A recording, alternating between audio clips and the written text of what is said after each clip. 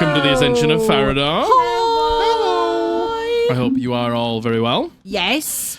Our AC unit has cooled this room down substantially. It's really because nice and cool. It's really hot today. Yes. But honestly, it's actually really nice. It's actually a very livable temperature in Yeah. here. Oh my A gosh. lovable temperature. Livable. A lovable temperature. I love this temperature. We love that for them. Yeah. Last time you saw us, it's actually been a little bit longer since we've played than it normally would have been. Yes. It normally would have Yeah. been like a week in between, but we filmed last Sunday. Last time you saw us, both me and Josh threw up because it was so warm. Yes. So We had to have a slightly shorter session last time. yeah, I feel like we are absolutely in a completely different situation because of you guys. So thank you so Thank much. you. so much. And- Thank Feels you. good. Yeah. And hopefully today we can get a nice big long session in. Yeah. So There's extra I'm people. gonna I don't know I'm whether we gonna Oh. take it upon myself to hurry us along here. Yes. Is there anything that we would like to say or mention? No. Okay. We did the then- round table yesterday. It was really It fun. The was brown really table. fun. round table. The round table. The round Yeah, table. no, it was was really really fun. We had a good fun. time. I don't think we've done. I don't think so. Okay, if that's the case, if you want to support the channel, consider becoming a Patreon. Link is in the description. If you're watching on YouTube, you can click the join button down below. It's a great way to support the channel. Thank you so much to all of our YouTube members and Patreons. And are we ready Yeah. to play some Dungeons and Yeah. Dragons? Yeah. Thank you so much to all our patrons and YouTube members. You have no idea how much we appreciate your support. Gain exclusive access either on Patreon or become a channel member here on YouTube for perks like channel badges and emotes on YouTube. You get 2 extra and exclusive monthly live streams, including a roundtable with a cast of our D&D actual play, The Ascension of Farrahdor, for all of your burning questions. As well as an intimate D&D advice live stream where we can answer your D&D questions in depth and one-on-one. If you would like to support us directly and gain access to these perks, check the link in the description to go to our Patreon or simply click the join button here on YouTube. Thank you. Okay, what happened last time? No clue. Too warm. No clue to what. We started off with some Jeff Torch, did we not? Oh shit! No, yeah. that was the time before. Was yeah. Yeah. We were in. We were still at the hospital. Yes, we were at the hospital.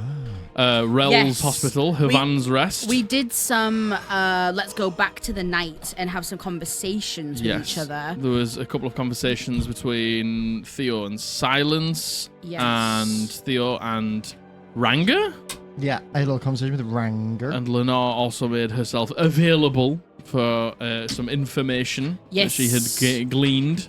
Yes. That Adam was actually here and was brought here at some point by somebody. Yeah. Because he was attacked. We found My that boy. there's 3 You different think, yeah. facility processing facilities here, and we found out where the processing one is that Ranga's dad's in. Mhm. Rel gave us some Ica, and we gave him some refined Ica, and we gave him some unrefined Ica back. Yeah.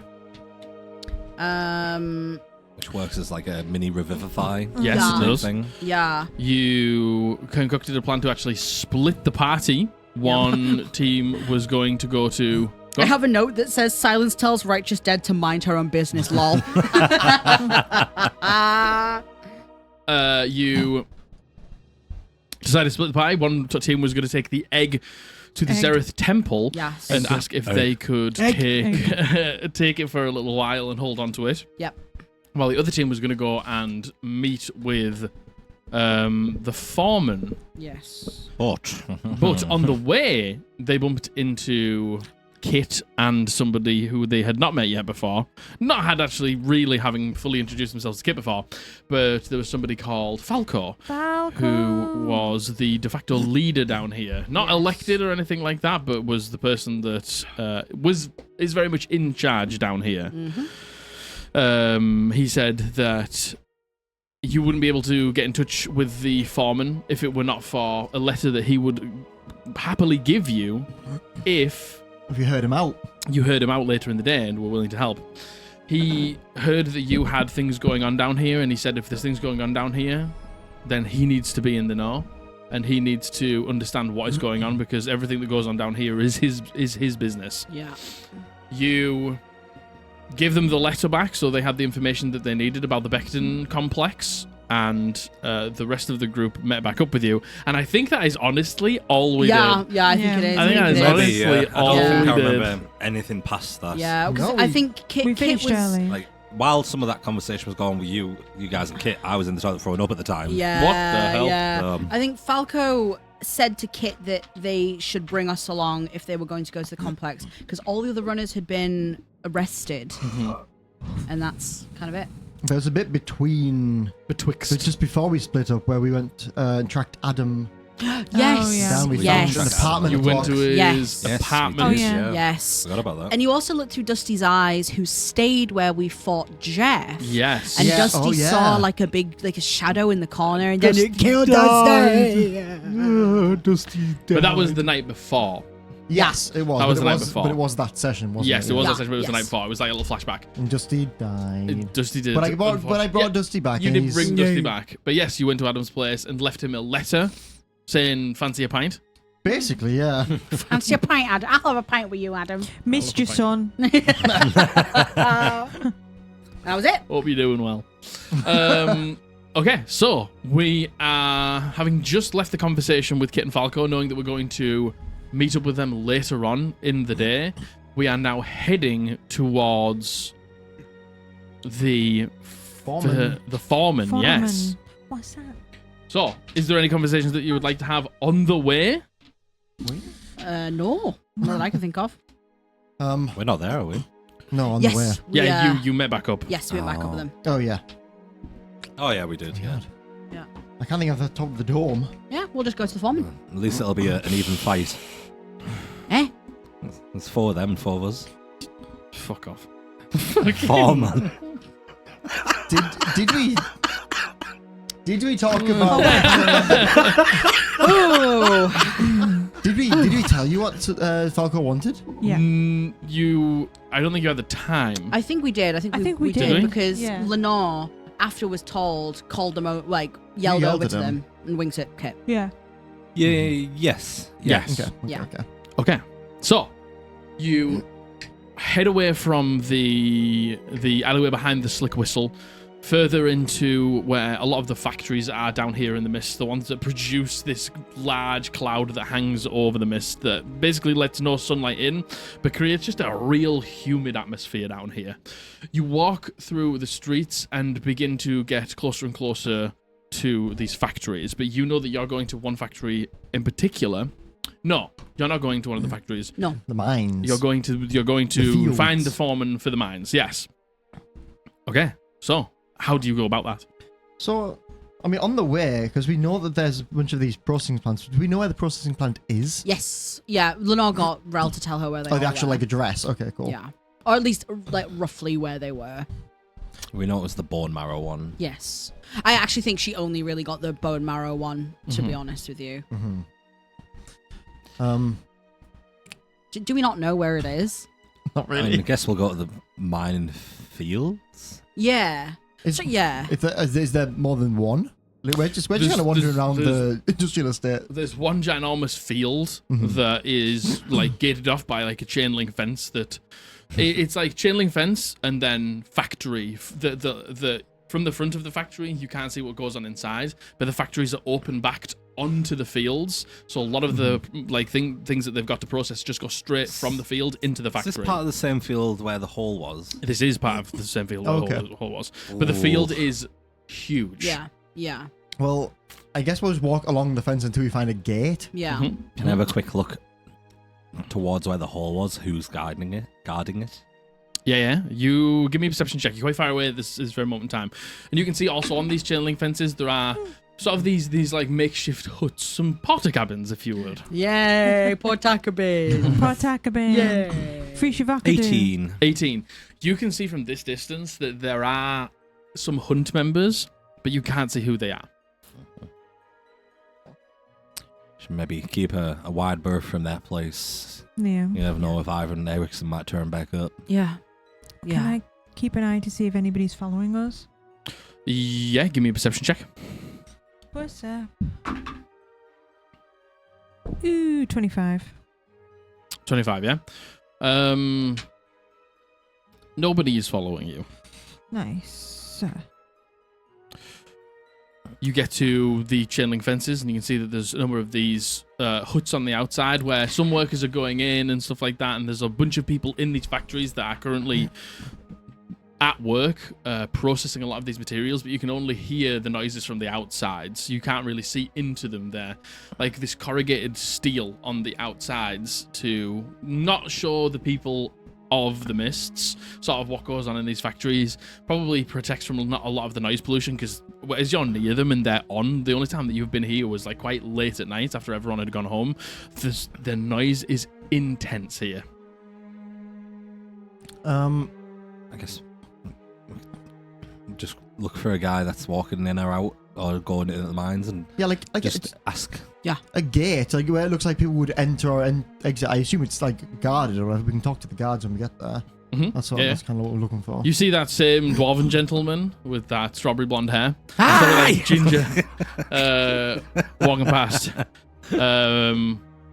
Oh hey, Hello. I remember you from the other day. Yes, I remember you. Do you think you could help us? We're looking for the foreman. We'd like to speak to him. There's many foremen. Foreman? I was going to say God. Gristo, but that's not. No. You're thinking of Visto. That guy doesn't exist. I am. That guy doesn't exist. Foreman Gristo. It's God. Visto's Oh my God. brother-in-law. Visto's twin. God, I can't remember. But our characters would remember. Gissing. Gissing. That's I the suppose one. we were halfway there. Yeah. Like kissing with a gun. Yeah. Yeah. Foreman Gissing. We're looking for. With Oh yeah, I know where he is. Yeah, you want to go? He like the way that you're stood. Mhm. He points to your left. Yeah, you want to be heading that way.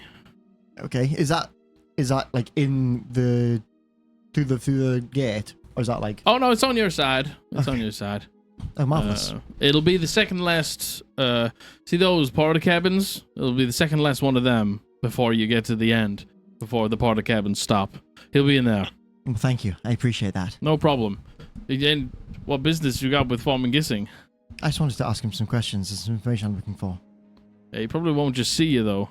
That's okay. I have a note. You have a note. I do. Oh, okay.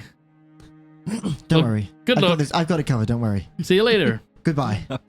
See him walk back off. I got to a his- doctor's I note. got a little note. I got a note from the principal. why are you leaving school? I've got a note. I I've got got a a dentist note. appointment. I got a note. You head past Have the toilet pass. Yeah. You can see that as some of these processable materials are coming out, and I would say with your 25 and your 18, you notice just a general pattern of frequency when it comes to the materials.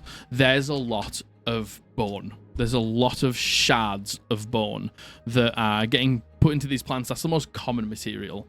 You then see there's places where they begin to separate the bone from the marrow inside, and that gets put in different containers and shipped off to another facility. And the last and least common, you almost don't see it. You probably don't see it, but you do with your 25, is you do begin to see these shards of this heart. And you can see the one that you got, the one that you found, was large. They're more like crystals. They're more like shavings. Very, very small quantities of this bright, vibrant, red, glowing, like glass material almost, that goes to one specific factory. So the fact that we found a full intact one that's why Bolo was so shocked. And the size of the sheer size of it, you can see that the maybe a couple of inches big, palm sized, you could hold.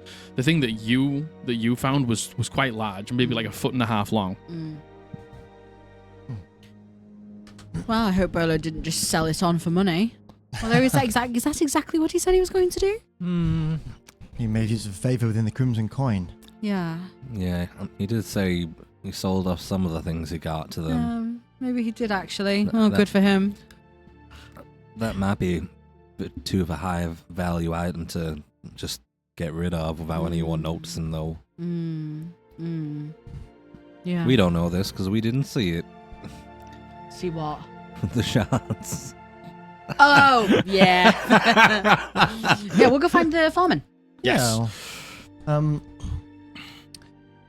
I'm not really sure what I'm going to ask him. Just about Adam, I guess, but... You could say that he's a relative, maybe, and you're trying to find him. I mean, that's, I suppose, technically true. You're concerned for him, heard that... Well, tell him half of the truth. You know, he's here. You know, he had been hurt, and you're a concerned family member looking for him. He wasn't at his place. What does he know? That works. Thank you. Yeah, You're much better at this lying thing than I am. always have been. In the best way. You know, you guys know I always think honesty is the best policy anyway. Yes. Same. Mm-hmm. That's the rule I follow. That's the rule I live by. Sometimes it's best to keep things close to your chest. Yeah. Put a pin in that one. We're Next right to behind bum you. fights.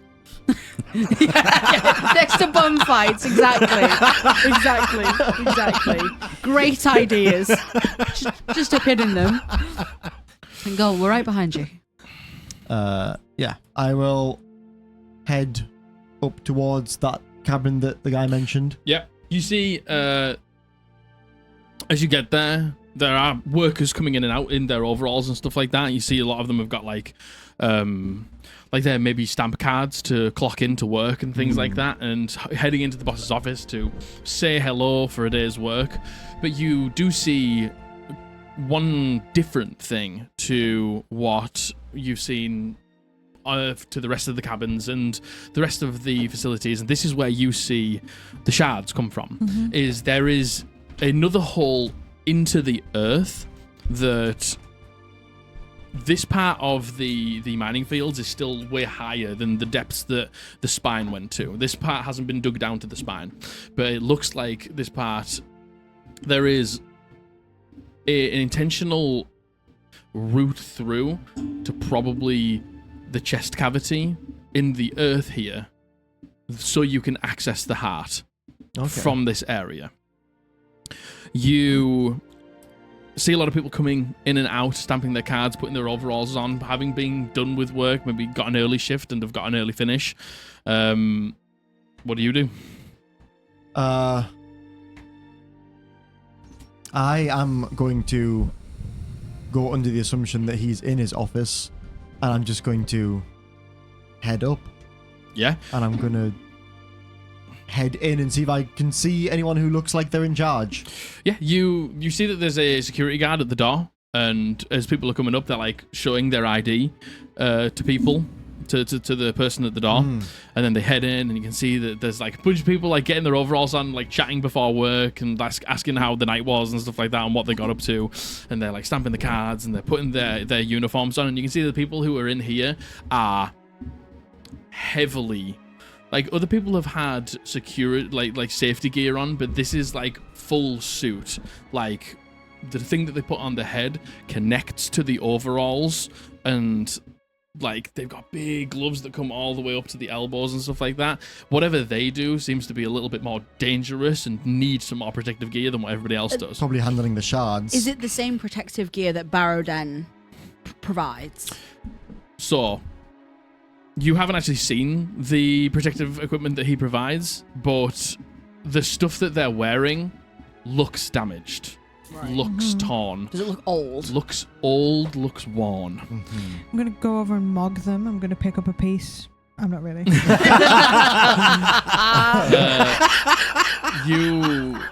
You see that the security guard at the door like clocks you, and if I see a security guard, I'm actually going to do you think you can get us past that guard? I mean, you Better could be talking than I am. You're the one with the letter. I'll back you up. Backup dancer. Thanks. Excuse me, Are I we got this note. dancing? Yeah, we're done. Yeah, get ready to bust a move. All right. Imagine this note just has nothing on it. Yeah. Kill this man on them. sight. Kill John Lennon. but you head up, Yes. and the security guy clocks you sort of in the line to get in, and like puts the hand out. I'll kind of step to the side. Hello. My name is Theo. I'd like knowledge with Foreman Gissing. Foreman Is he Gissing. Foreman Gissing is in, yes, but he's a little bit busy right now. I don't think he'll be able to see you. And when would his less busy time of the day be? I have questions to ask him. What is it that you want to speak to him about? I'd like to ask him questions about one of his staff. Okay, and why would he discuss a staff member with you? I am going to hope that Falco pulls through. I'm just going to pull this note out of my pocket. I'm going to hand him the note. He takes the note. And Did we not read it? No! It's like sealed with a wax seal. And what's this? It's a note. It's a note from Falco. He goes to say and then you say that? From Falco? Mm-hmm. He like flips it over and looks at the seal. It's a seal, isn't it? Wait here. And you see him turn around and begin to head in. You see as the door opens, there is a desk. It's not a massive place, There's a number of lockers in here. There's like a shower for people to, if there is maybe an emergency, to get clean. There's like a little first aid area. But at the back there is a door that goes through to an office, and there is a window with some blinds that you can see. There is a orc gentleman sat behind his desk. And he's got like a different sort of overall on to maybe show a difference in status, but it doesn't look quite as used as everybody else's. It's like he still needs to wear it because he works here, but it doesn't actually provide him any protective help working in his office. But you see the security guard knocks on the door, and Gissing just sort of says, "Come in," and the person walks in, and like they put the note on the table and point out the window towards you, and you can see Gissing like look up and look in your direction. I make eye contact. You see the big orc fingers like slide the letter over. They look at the seal, they break the seal, they open it up, and they read what's inside. See, like just a bit of reluctancy tells them to bring you in. I'm gonna just as this guy disappears back with the letter, and I could see that Theo got maybe a bit tongue-tied. Lenore's just gonna like gently like tap like the back of your arm. It's all right. You've got this. You've got this. I'm going to tap your shoulder and go, not your best work. No, ignore Do her. better. She's a hater. I And Celestial going to be like, yeah, God, not his best work. I muster the confidence that I can, and I head in towards Gissing. You head in. Are the rest of you coming in, or is it just... Can we? Yeah. Please. Yeah. Nothing is stopping me getting in that room. He's having this entire conversation while he's going through the window, like. I'm just glaring. See, there's a few workers who've just stamped themselves in. They've just put the gear on, and they just like, oh, sorry, and they just like push past you. You see, they head to the chilling fence. They open the gate, and you see that they walk out, and there is this like reinforced hole into the earth that leads down into the chest cavity. Like the ribs that you see are only the top portion. The rest of the ribs go deep underground to the spine, and you know that when you went to the spine, the earth went very, very, very, very, very far down to the point where we broke through to the Underdark. So this cavity that they work in is probably somewhere in that chest region above where the spine is. But they head down into down like a steel stairway down out of sight. So you say it's just above the heart? The place where you are is probably located quite close to the heart. Yeah. But this security guard comes out and says, Gissing will see you. Come on. Thank you. You head into his office, and you can see that there's an intentional, as the door closes behind you as you walk into this office, it's a very simple office. There's not a huge amount going on. There's probably some paperwork that he has to file regarding, the safety and security and things like that of his employees and stuff like that. There's a couple of chairs, but as soon as the door closes, you can hear there's intentional soundproofing in this small room. Like, you can't hear a huge amount that's going on outside. That factory noise that was like crashing and crunching around you just dims ever so slightly. But you come in. I head over to the desk. Foreman Gissing. I hold up my hand. Yes, he pushes himself out the chair, and you see this like bald, pointed-eared orc with a very, very pronounced bottom jaw, with some janky-looking tusks that protrude Let's out. go. Yes. Work. He shakes your hand. Please Listen. take a seat. Take Oh. a seat. Thank you. I do take a seat and I sit down. Listen, I can tell you're a very busy man, and I can tell you're eager to get this over with, as am I. I just have some questions about one of your employees. He, slow it down. It's okay. He taps the note, and he says, Falco sent you, so I imagine you're here on his business, and that means a lot to me, so. A 1-for-1, you could say. Yes. Well, we're Oh, please. helping him, and he's helping us by getting an audience with you. Well, friends of Falco are friends of mine, so please take a seat. Thank you. I will, knowing that Silence has far more stakes in this conversation than maybe myself or Ranga do, I will usher Silence to sit with Theo, like at the front, and we'll kind of hover at the back. There's a small battle of wills as she doesn't want to sit and you're pushing her in. And I'm like, go! You're like pushing her down into the seat. yeah. I grab you by your weave. The girls fight. Well, I've never been one for small talk, but let's get on to business. There's an employee of yours who I know very well, and he's like family to me, and I've lost track of him recently, and I know he was here working in these fields recently. He is rather unique looking, a very large blue man. He is just waiting for you to tell him who it is, but you don't even say the name. And you can see there's an immediate recognition on his face. Oh, yes. I know. Adam, yes? How long has he been working here? Not long, not terribly long, maybe a couple of weeks now. He's, nice enough, strange fella. He keeps himself very much to himself, doesn't say a lot. And how does that match up with the time that he was in hospital? He says he's been here a few weeks. I don't know. Did y'all say when he was in hospital? Let me see.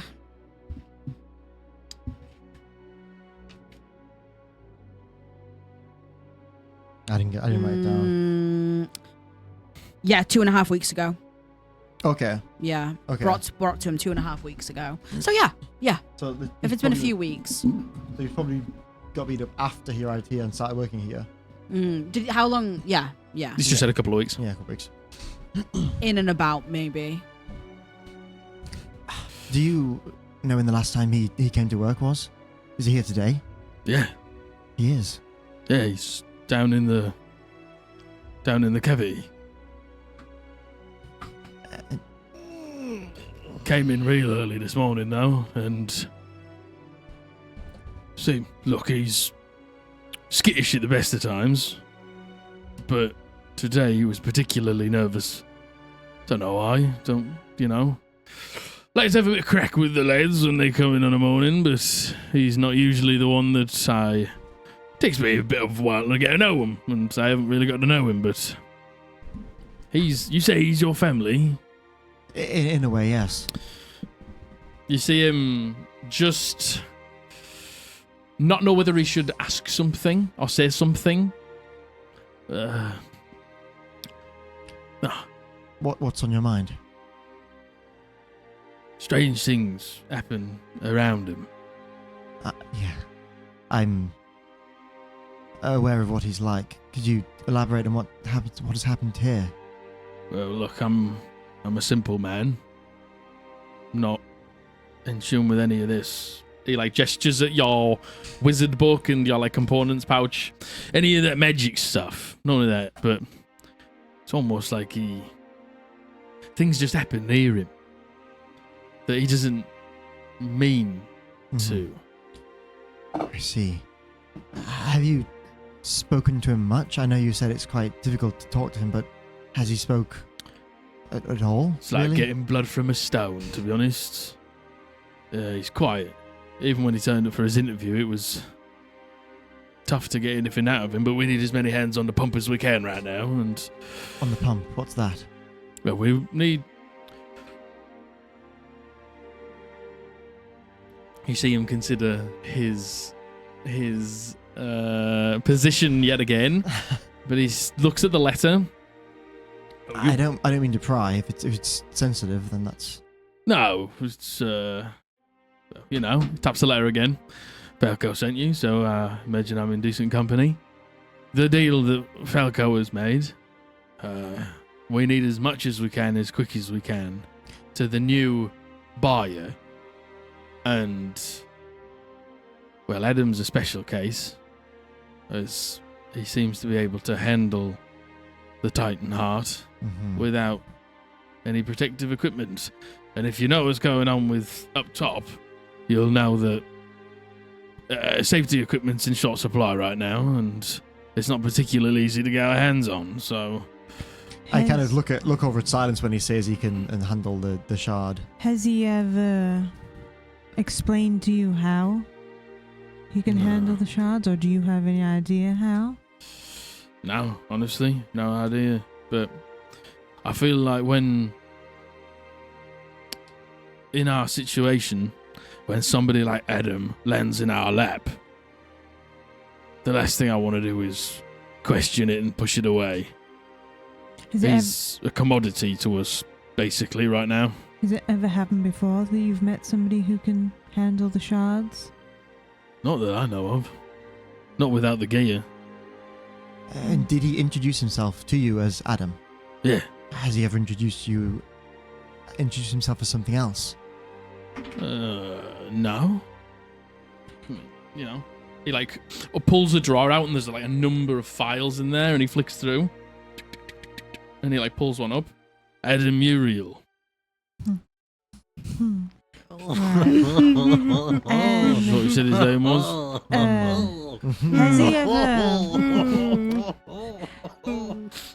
Has he ever done anything akin to... Seems like he might be talking to himself, or... Yeah. Yeah. And Yeah. these conversations, do they appear heated? Do they appear... It's loud down there, so you can't really hear much unless you're screaming next to each other, but I've heard from some of the other lads that he can wander off sometimes, and... Did any of them ever say that they noticed his complexion change? Yeah. Sometimes his eyes change colour. His eyes are a funny colour anyway, but there's all this magic popping up around him. Look, if I'm being honest, do I expect him to stick around very long? Probably not. But he's getting paid a decent wage right now, and I know he got himself a little place to stay, and looks like he seems to be getting back on his feet, and good for him, but I don't know, you can tell when you don't feel like somebody's going to stick around for too long. Has he ever given any indication as to his future plans? No, we haven't got in that deep. Most I've got is, what did you get up to last night, Adam? And he'll say in his own unique way that he went home and slept and then came back. Does he have any friends? I haven't seen him with anyone in particular more than once, so I understand. I don't know him. We were at Dr. Rell's place last night. Yeah. And he mentioned that Adam Good had... man. Good man. Good man. He mentioned that Adam had been in there. He was quite hurt. Is that something that could have happened here, or is this something that maybe before he came to you? You see him, furrow his brow slightly? No. But I have seen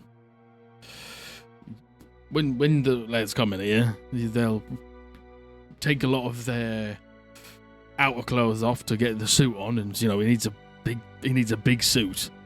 But I have seen him. He's got almost like wounds on his body.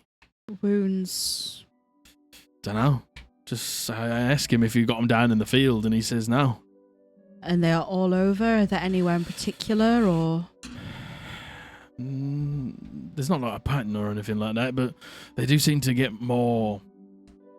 Just more. Right. Is there any indication that they could be self-inflicted? Dunno. Where is he now? Down. At the pump. Down in the hall. Can we go down? He looks down at the letter. Make me a persuasion check. This is going to go well. Do you want to know what? Because you've got the letter, Yeah. I'll give you advantage. Yippee! Oh, I'm excited for my +0. It's going to be a natural 20, I've though. got a -1. Don't even go there. Oh, I'm glad I had the advantage. 16. 16. It's still not great, but it's... No wrong with that. Yeah, 16 good. He looks at you all. He looks at you.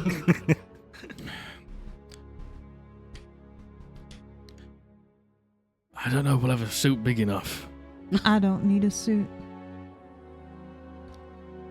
He probably will. She doesn't. Is the suit to protect us from the shards, or...? Not just the shard. Right. It's just generally quite dangerous down there, and you're going to need to get covered up because there's, if a support gives out and you don't have a hard hat on and then something hits you on the head and you die, that's on me. Did you ever think that anyone could ever tell Silence to cover up? I could try and find you the biggest one we've got. Yeah, and a helmet. Yeah.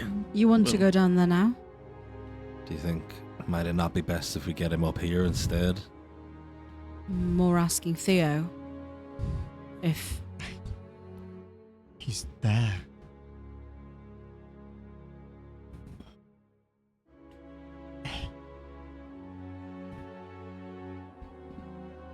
I don't know. Do you think it's a bad idea? Honestly. No. I think it's whatever you want.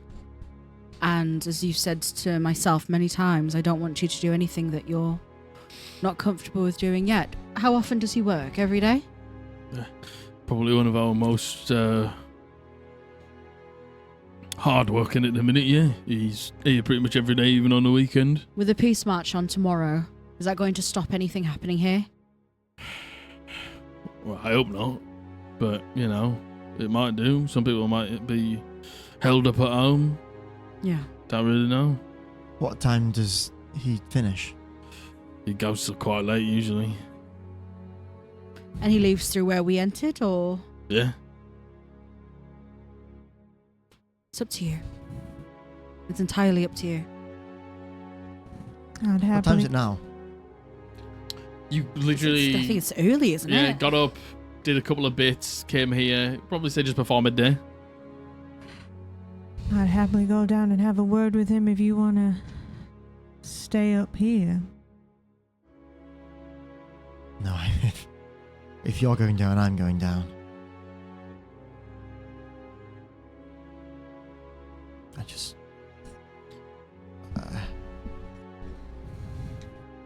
maybe it's not the best place. It'll be loud. I can't talk to him. Is there a chance? If we're being realistic, is there a chance he could make a run for it? Yes, I think so. My concern is that he might leave shortly, and I'd sooner not miss him. We could wait till he finishes tonight. We could just wait here. The last thing I want to do is scare him more than we have to. Showing up like that could. I mean, I left the note. If we meet him down there, he could feel like he's trapped in a corner, and that could be pretty dangerous. That's True. I think it's important to find him sooner rather than later. But I think maybe going down there right now, unless you know him better than any of us do. And I realise that that's really not at all, but it's up to you. He's changed since I last knew him. I don't know how he'll react. What time are we meeting, Falco? 4. It closes. Did he even say it closes at 6? Is that what he said? No, it's no. late. Are you having this conversation in front of him? Mm-hmm. Yeah. I guess. Yeah, it usually works quite late. But I could maybe go down and ask him if he can come up. If you want.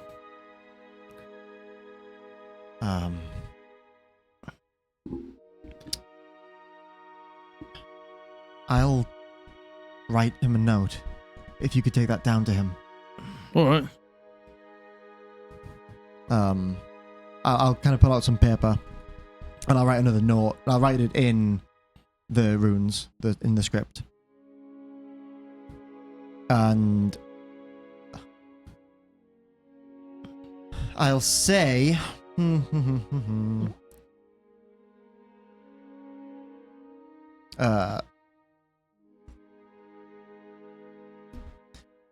Adam, I know you can read this, and I don't think Uriel can.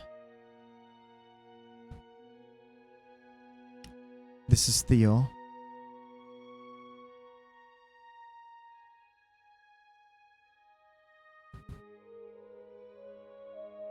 I'm glad you're safe. I'm sorry for everything that's happened. I'd like to see you. It's up to you.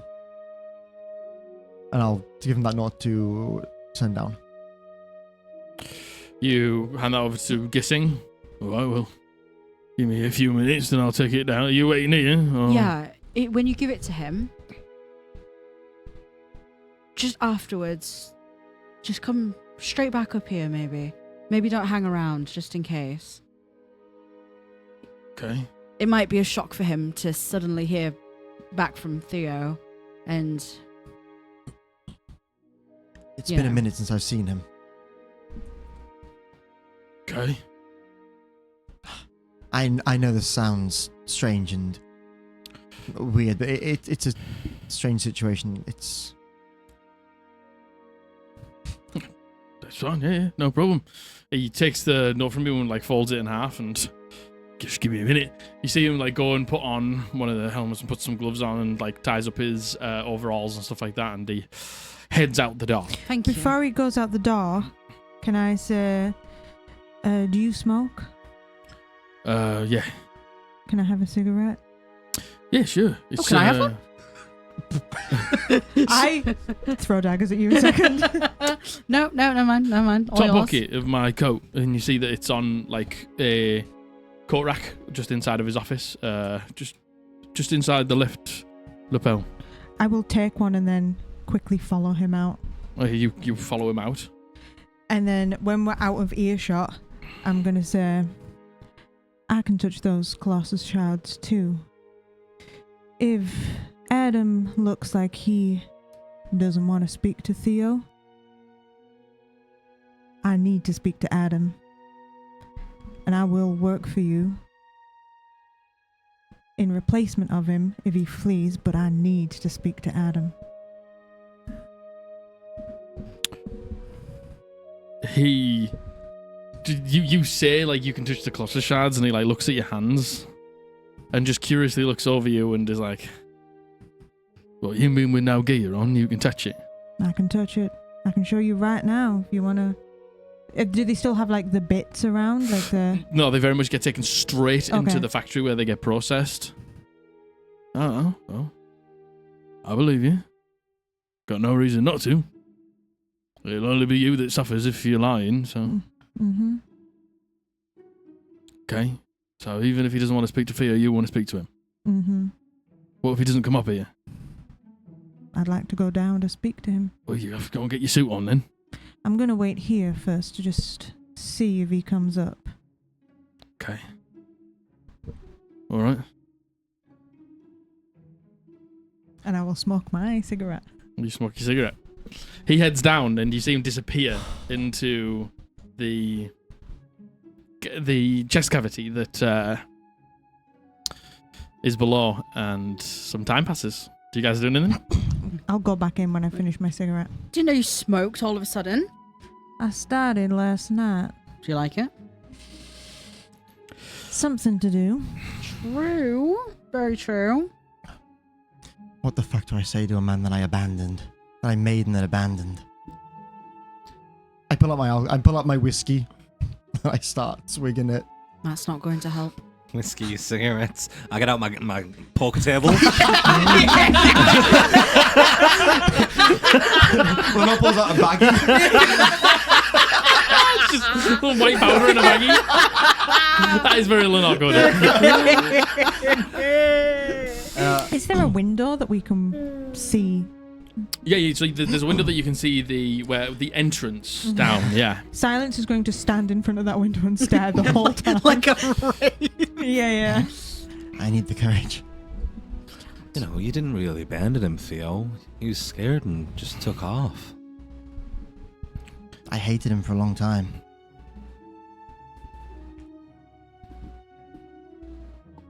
And now I don't. Now I don't know what I think. The feeling might be mutual, Theo, and you have to prepare for that, if it is. This isn't how I imagined the reuniting at all. I don't know what is. It seems like at least he's trying to live an earnest life. He seems kind enough to people, Yeah. you know, so it doesn't seem like he's been turned by anything that happened. What happens, and she kind of intentionally turns more to silence when saying this, if we get Uriel instead? Then I'll speak to him. Yeah. It seems like he's at him most of the time. It seems like they can talk to each other. It isn't a case of one taking over the other. Yeah. Well, it sometimes is, as we've learned. He said that he would talk to himself sometimes. And signing the name Adam Uriel. Maybe this is not a case of a stolen body. Maybe it's a case of existing together. Cohabitation. Yeah. Mm-hmm. There is also the concern of the marks upon Adam's body. Could have been attacked. They could have been self-inflicted. Or It could also be the marks from where he was put together. He said that some of them were fresh. I suspect some of these marks probably are from where he was created. Or maybe they're having a fight against each other. Could be. Or it could be Uriel. You can't just inhabit anybody's body. I've said this before. And a human vessel could not contain an archangel. It could be that containing an archangel is damaging the vessel. Yeah. He's strong enough. Fucking daggers, holy shit. And you couldn't see. Oh my god. Fucking hell. Alright, Theo. I know he is.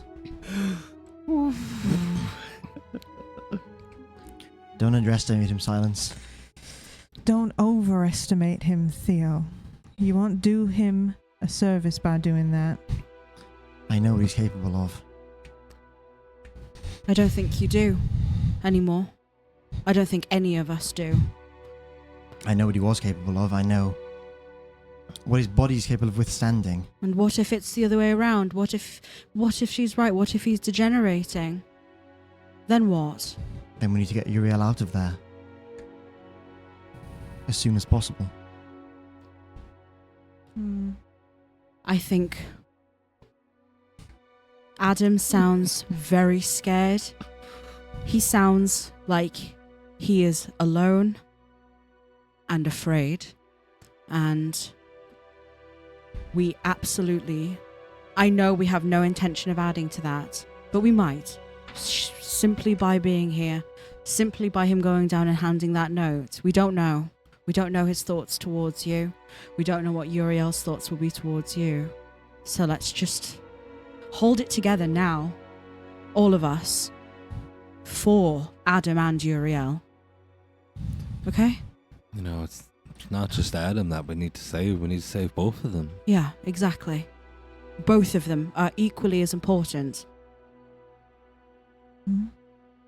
to all of us.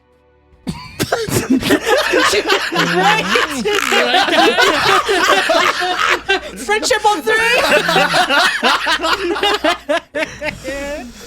Okay, as Gissing disappears down into the chest cavity, and you're up here for a little while, and you've had that conversation with him, and you come back in and stand at the window and have this conversation between yourselves. Matthew, Abby, I'm going to need something from both of you. Oh my god. Okay. I'm going to need... Who wants to go first? I'll go first. Roll me a d6, please. A D6. Oh my god. 6.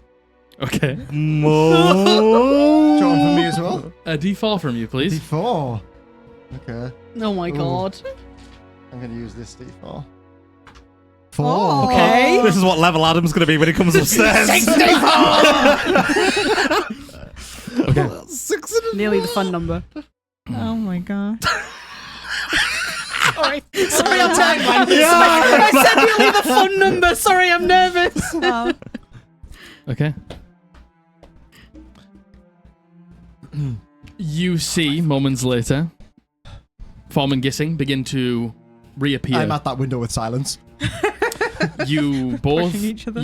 begin to see a little bit of movement and like almost tippy toes to see what it is, and you see Form and Push your head down. Gissing Fireball us both.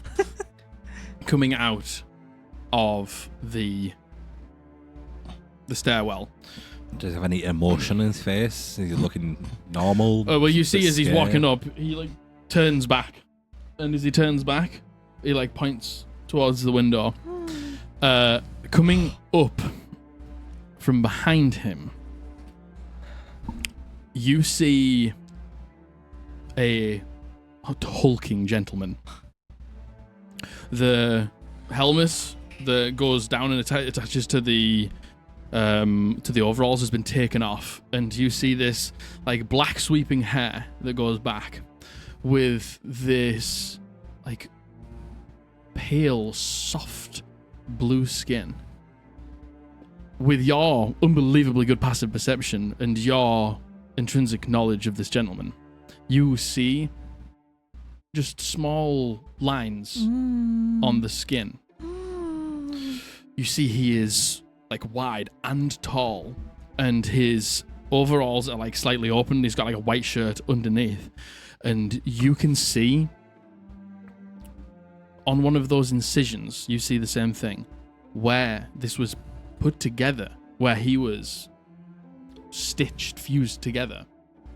It has opened slightly, and it's like an open wound almost, and inside you can just see a brighter blue like creeping out. But as he walks up, you can see as Gissing points, and this person who's you know as Adam is like looking down with like wide eyes, like obviously thinking in his head. Gissing says and points, and Adam looks up. I meet his eyes. And as soon as he meets your eyes, he stops. And as he stops, you see that opening. My heart is pounding. That opening in the flesh pulses a blue. And as it pulses a blue, he accidentally casts Arcane Gate. And he disappears. and you see Gissing like looking at you, and he like walks back down the steps. I sprint outside at this point to like where he was. You just hear Gissing going, "Where'd he go? Where's he gone? What was that?" What's going on? What's going on? Can I tell that that's the spell he cast? Give me an Arcana check. I'm gonna use my lucky for this one. I really want to know.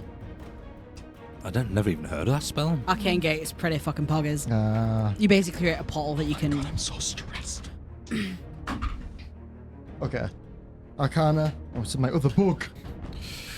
18 plus... You see... 11... 29. 29? You know exactly that this spell is Arcane Gate, and you see... And I know it's an accident. As it pulses, he didn't move his hands. He didn't cast a spell. He didn't do anything that you would need to do to cast Arcane Gate. But 13, I'm so sorry, it's a 24. 24, still fine. It's You don't know it's Arcane Gate. You fucking cheater. You passed on a lot of the things that you used to be able to do to Adam when creating him.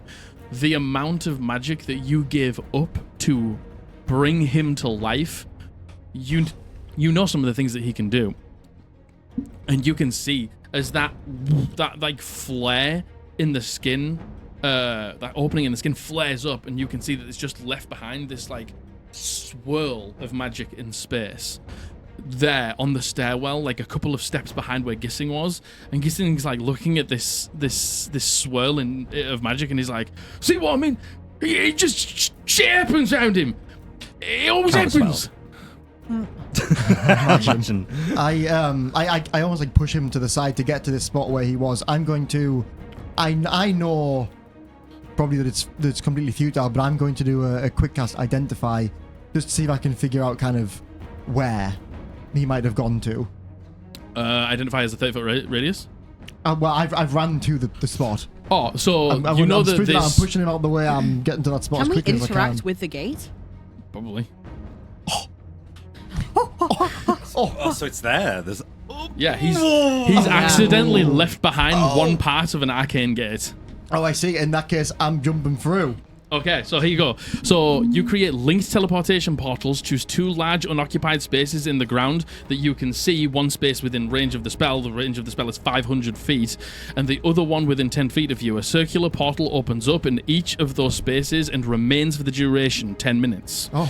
The portals are 2-dimensional glowing rings filled with the mist that block sight. The portal is open on only one side, so he can't come back. Right. Unless he uses a bonus action to switch the portals. Right. So you sprint out. I will also be sprinting out, and I will also go through the portal loop. Okay. Just gonna look at Lenore. I'm going to Guess turn we to gotta Gissing. We'll be back. We'll be back. Do not follow us. Okay. I'll grab Ranga's hand and we'll touch it too. I like yell as I go. I'm like, Adam! Okay. So you touch this portal, and as you do, you just feel yourself like be taken through it. And as you're taken through it, you appear in a space 70 feet above the floor. Oh! I'm going to get my wings out. I'm going to try and catch Theo. You can immediately see the way he cast this, what he has cast, where he has taken you to. He's not meaning to do any of this. Mm-hmm. This is all, for some reason, coming out of him. And you appear in the middle of the town square, like 500 feet back from where you walked previously, 70 feet in the air. As you just appear, you begin to fall. You pop out the wings. Mm-hmm. How far away is face he? him toward... Wait. Do you have slow fall? I do, yes. Okay, I'm going to face you towards the other two. You cover his eyes with another wing. How far away is Adam? Do I see him falling? He's already hit the ground. Oh! And is running away. Yeah, as these two pop through the portal, I see him run away, and then I hear like the from above as these two pass through. You go, ah, dang it.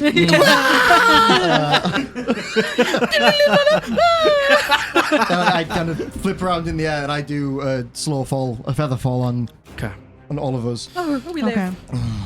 You see as you are feather falling slowly to the ground. Fuck. This, Can I fly towards him? Because I'm not feather falling, I'm flying. yeah, what's the speed of your flight? 30, but I can cast Long Strider to make it 40. Okay. Can I wait until like I'm close to the ground to cast it so that I Hit can the get down ground quicker? faster. Yeah, Yeah. that's what I want to do. Yes, you can.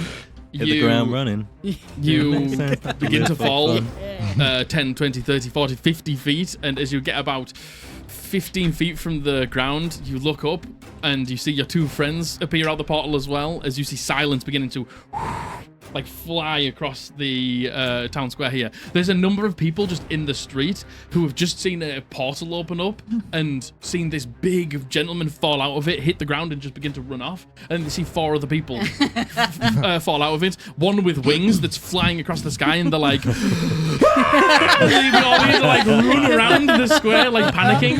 And I was like, it's fine. It's a magic trick. It's fine. You hit the ground, but you begin to fly towards him. He's quick. I immediately Yeah. start sprinting towards him. You can just see this like big, muscular, athletic body begin to sprint through the streets. Can I also chase because I can bonus action dash and action dash. Yeah, okay. So he cannot bonus action dash, but his speed is higher than yours. So you will eventually catch up to him, but he's got a bit of a head start on you. He is going to attempt to lose you guys. Does he look like he's like fleeing from us? He looks like he's running away in fear. Can I shout after him? Yeah? What do you say? Can I just say, it's okay. We know that wasn't. That's not my accent. Fucking hell, I can't remember my accent. okay. It's okay. It's okay. All right, you meta. Yeah. We know that was an accident. We're not mad, but we really want to talk. And then I'm going to switch to Celestial. And I'm going to say, Uriel, if you're there, I need to talk to you. Okay. Make me a persuasion check.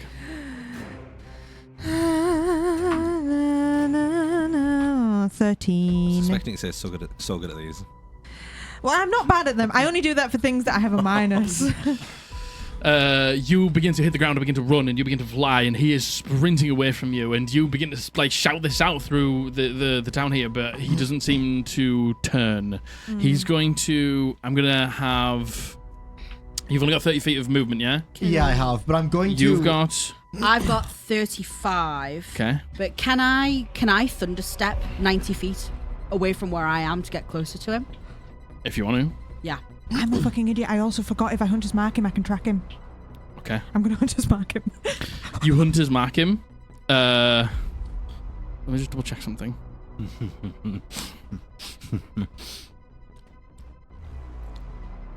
Oh, it's I have advantage on any perception or survival check to find it. So it's that not. still works. It's Okay. not that I can't lose it. It's just that I Okay. have. So be... Okay, totally fair. So... Can I thunder step where I started running too, but just thunder step. It takes me 90 feet and I have my 35 feet. Are you taking anybody with you? Yeah, who's... I don't know. Unless we hit the ground at the same Yeah, point. yeah. Yeah, Yeah. yeah. So Are you Can- doing anything? Can Sorry, I go say something to him? on. Yeah, go for it. What are you going to say? I've heard what Silence has said and Yeah. seen that it hasn't stopped him. Mm-hmm. I'm going to be like, Adam, darling, it's okay. You're safe. You're safe. We're friends of Theo's. It's okay. We want to help you. You're safe. You're not alone. Make me a persuasion check. I'm going to use Lucky. How far is he from me right now? Or How far is he away from you right now? So he yeah. hit the ground probably the round before you and ran. He's probably about 120 feet away from you. Okay. I got to 27. You got a 27.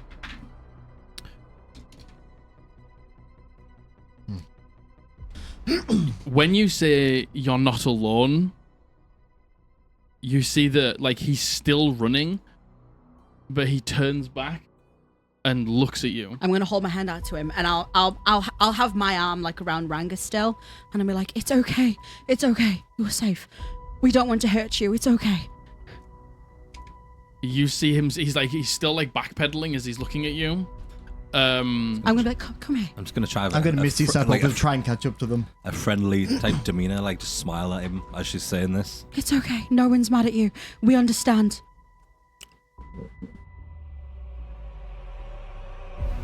You hear him say out loud,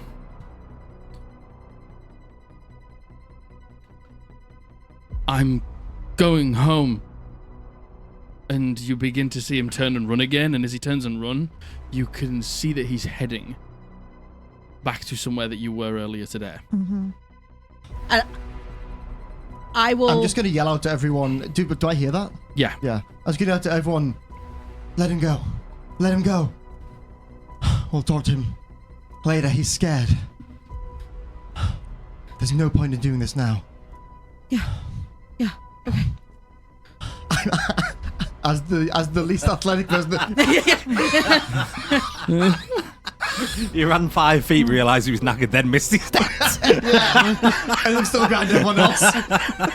I think Lenore, actually, from hearing him speak and seeing him, and I know he's not Theo's son, but he's a creation of Theo. I think Lenore's actually surprisingly more affected by it than she thought she would be. And she's still holding on to Ranga, but she takes aside and she like sits herself down and catches her breath, just from the sheer shock of it all. I kind of catch up and I'd sit on the ground next to you. Just for a rest. Bury my fucking head in my hands. Silence is wavering. She's in the air still. She's above yours. She's stopped actively chasing him, but she's not coming back to use. And she's going to keep watching him for a bit.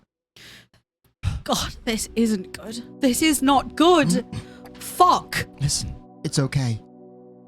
He was so scared. He was so scared. He was so scared. And chasing him's not going to make it better. But he was brought into this world to be fucking scared by you. No, he wasn't born to be scared.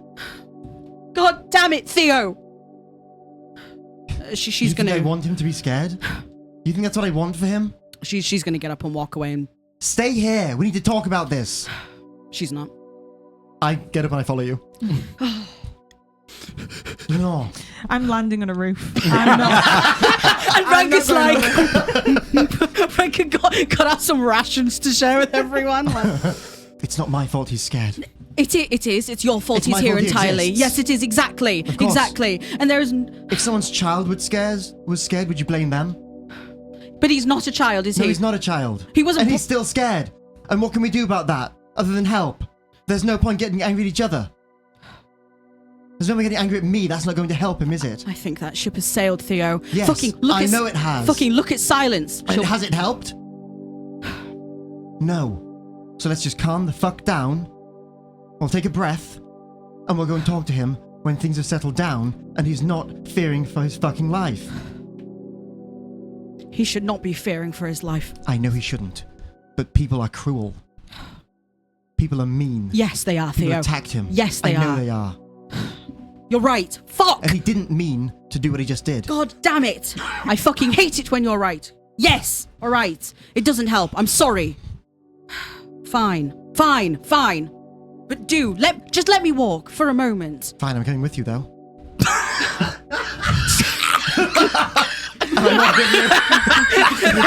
Next to each other eyes. A single word. I come and pick up Ranga and we fly away. Don't fly with me, let's fly. He was the Lenore. dragon man from next campaign. Restart that. Yeah, Lenore paces a little bit. Okay. Oh god, I went lightheaded there when I laughed. Fucking hell. All right. Here's what I want right now. That was fun. Here's what I want right That now. was fun. Just so. No, in fact, I won't tell you. I won't tell you. Oh. Right now, I want to know what everyone's thinking. And I want to start with Theo. So, Theo is feeling a lot of relief, actually, right now. He's feeling so much relief that Adam is... I mean, he's not okay. He's clearly having problems, but he's at least somewhat safe. He's actually feeling a lot of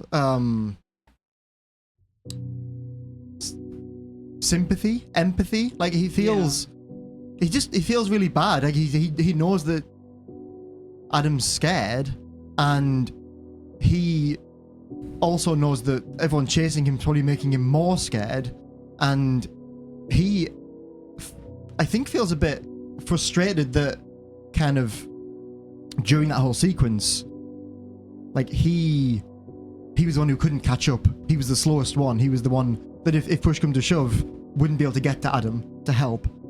And he feels that he knows Adam best, and like, you know, he wants to be the one to talk to him. And there's a lot of adrenaline right now, but he's trying to think logically about it, in that pursuing this course of action right now is not going to help anything. Maybe we can talk to him later. That's where I'm at right now. Silence. Silence had a really difficult time stopping there. She was like, Theo said that she wanted to just continue going after Adam. And although ultimately in the battle within herself, she did choose to stop, she's pissed off that that's the choice that she's made. And then she's annoyed to see another emotional outburst from these two when she's like, we need to just go speak to fucking Adam. We need to get this gone. Okay. Lenore. I think Lenore, again, she didn't think she'd have such a visceral reaction to Adam. Like, you know, when you hear about something in a fairy tale and you just don't think like, oh, like you're like, yeah, later, and then suddenly it happens. And actually coming face to face with Adam and hearing him speak, I think really affected her, and seeing that he's literally coming apart at the seams and seeing firsthand how scared he is. She actually feels very similarly to how Theo feels. She feels very sympathetic for him. She feels like everyone, including Theo, has failed him, and she thinks that in a way she might be able to help him. And I think she's just taking that frustration of, how could I possibly help him? I'm no one to him. I think she's taking out on Theo in this moment of being like, and I think she's just so mad all over again seeing him. And, you know, there's the tension clearly between Silence and Theo. And then obviously that outburst there, I think she's been walking on eggshells the whole morning, and it finally just came out in the only way she knows how to. And then she tried to run away, and then she couldn't. Ranga. I think after the conversations we had with Gissing about, you know, what Adam gets up to and things like that, I think after seeing that and seeing how scared he was, he just feels really sorry for him, like knowing that he doesn't have any friends, he's got no one to talk to, you know, it seems like he's in a bad way, and, you know, he's just kind of trying to do it himself. Just feel like real sad for him that he doesn't have anyone there for him, you know what I mean? Mm-hmm. So, in this moment, as Ranga is stood sort of in between Silence on the rooftop and in between the two people who've like walked away, sort of looking around, as Silence is observing the situation of the outburst below as she watches Adam run off out of sight, as almost feeling like the opportunity just slipped away yet again, as you two sort of walking near each other angrily in silence. I drew a line in the sand.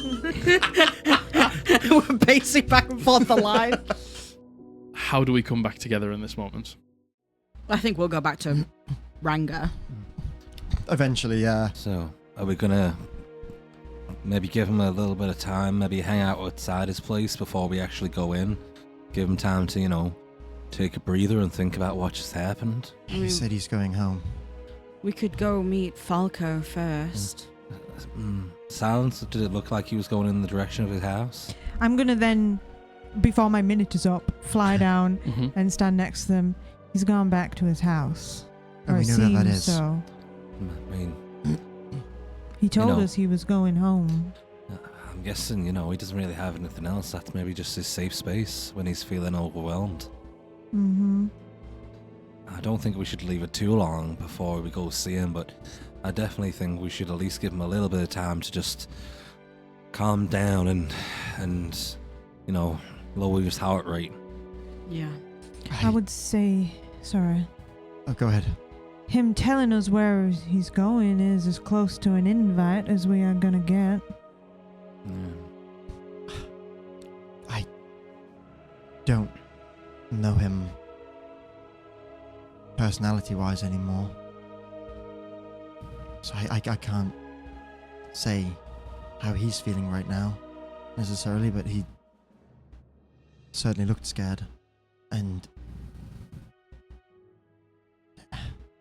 thank you for stopping, Silence. I know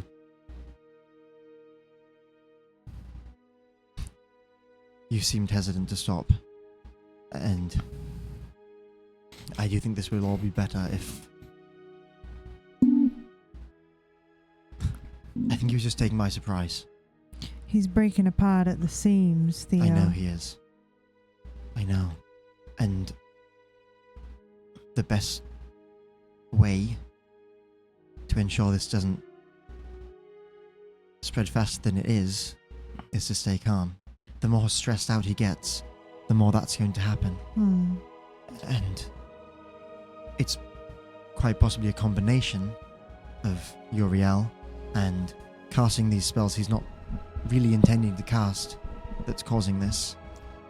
Do you know what would have happened? What would happen to him when he dies? Can he die? Yes. It's the same as any other person. He'll become a corpse, as far as I know. And He might be easier to bring back than the average person. do I you think I could possibly do it with enough time and effort and practice. But Can I do a little bit of a flashback? While, as he turned round when Lenore spoke to him, those areas where it looked like he was tearing apart, after he cast Arcane Gate, did they look any bigger? Give me a retrospective perception check. 16.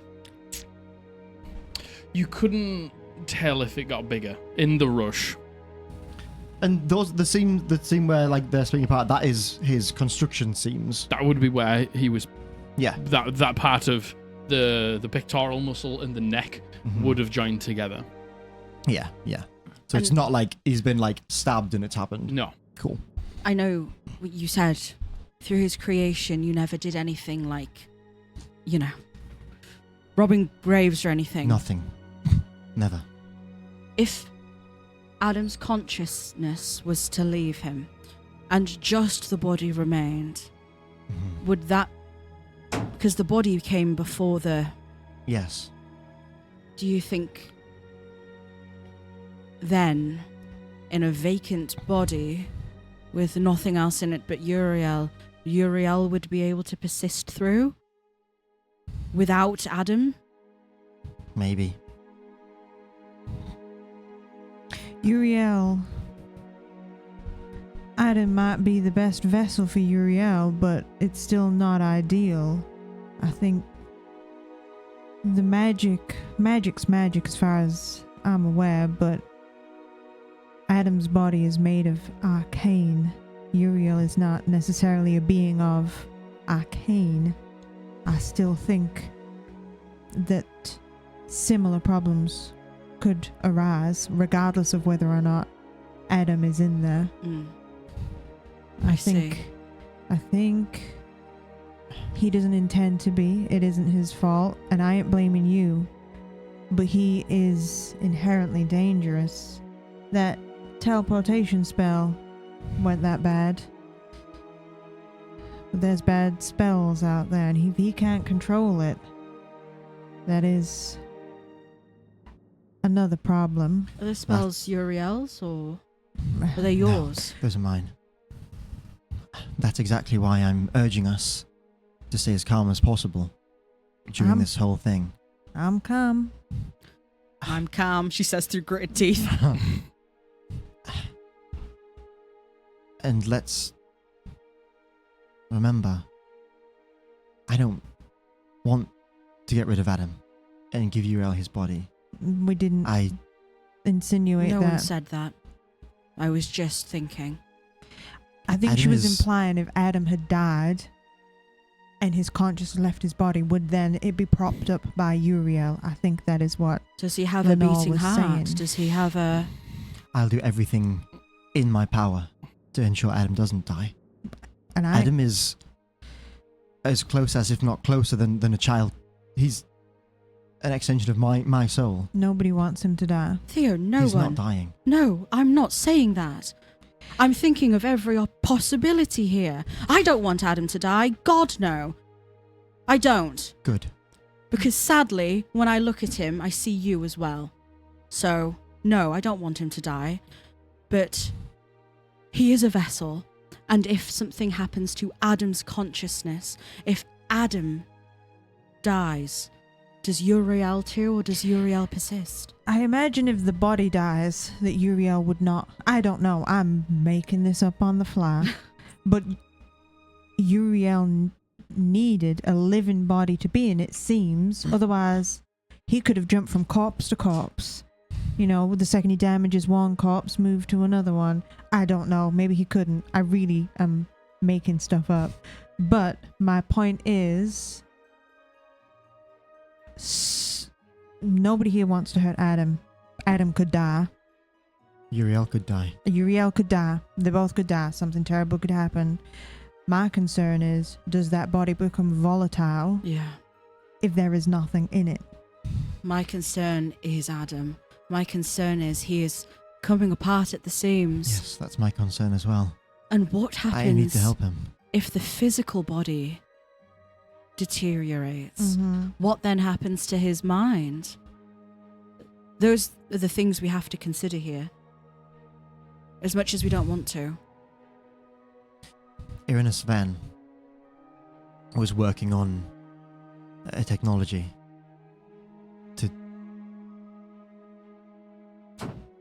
to cage souls, to take them, to protect them.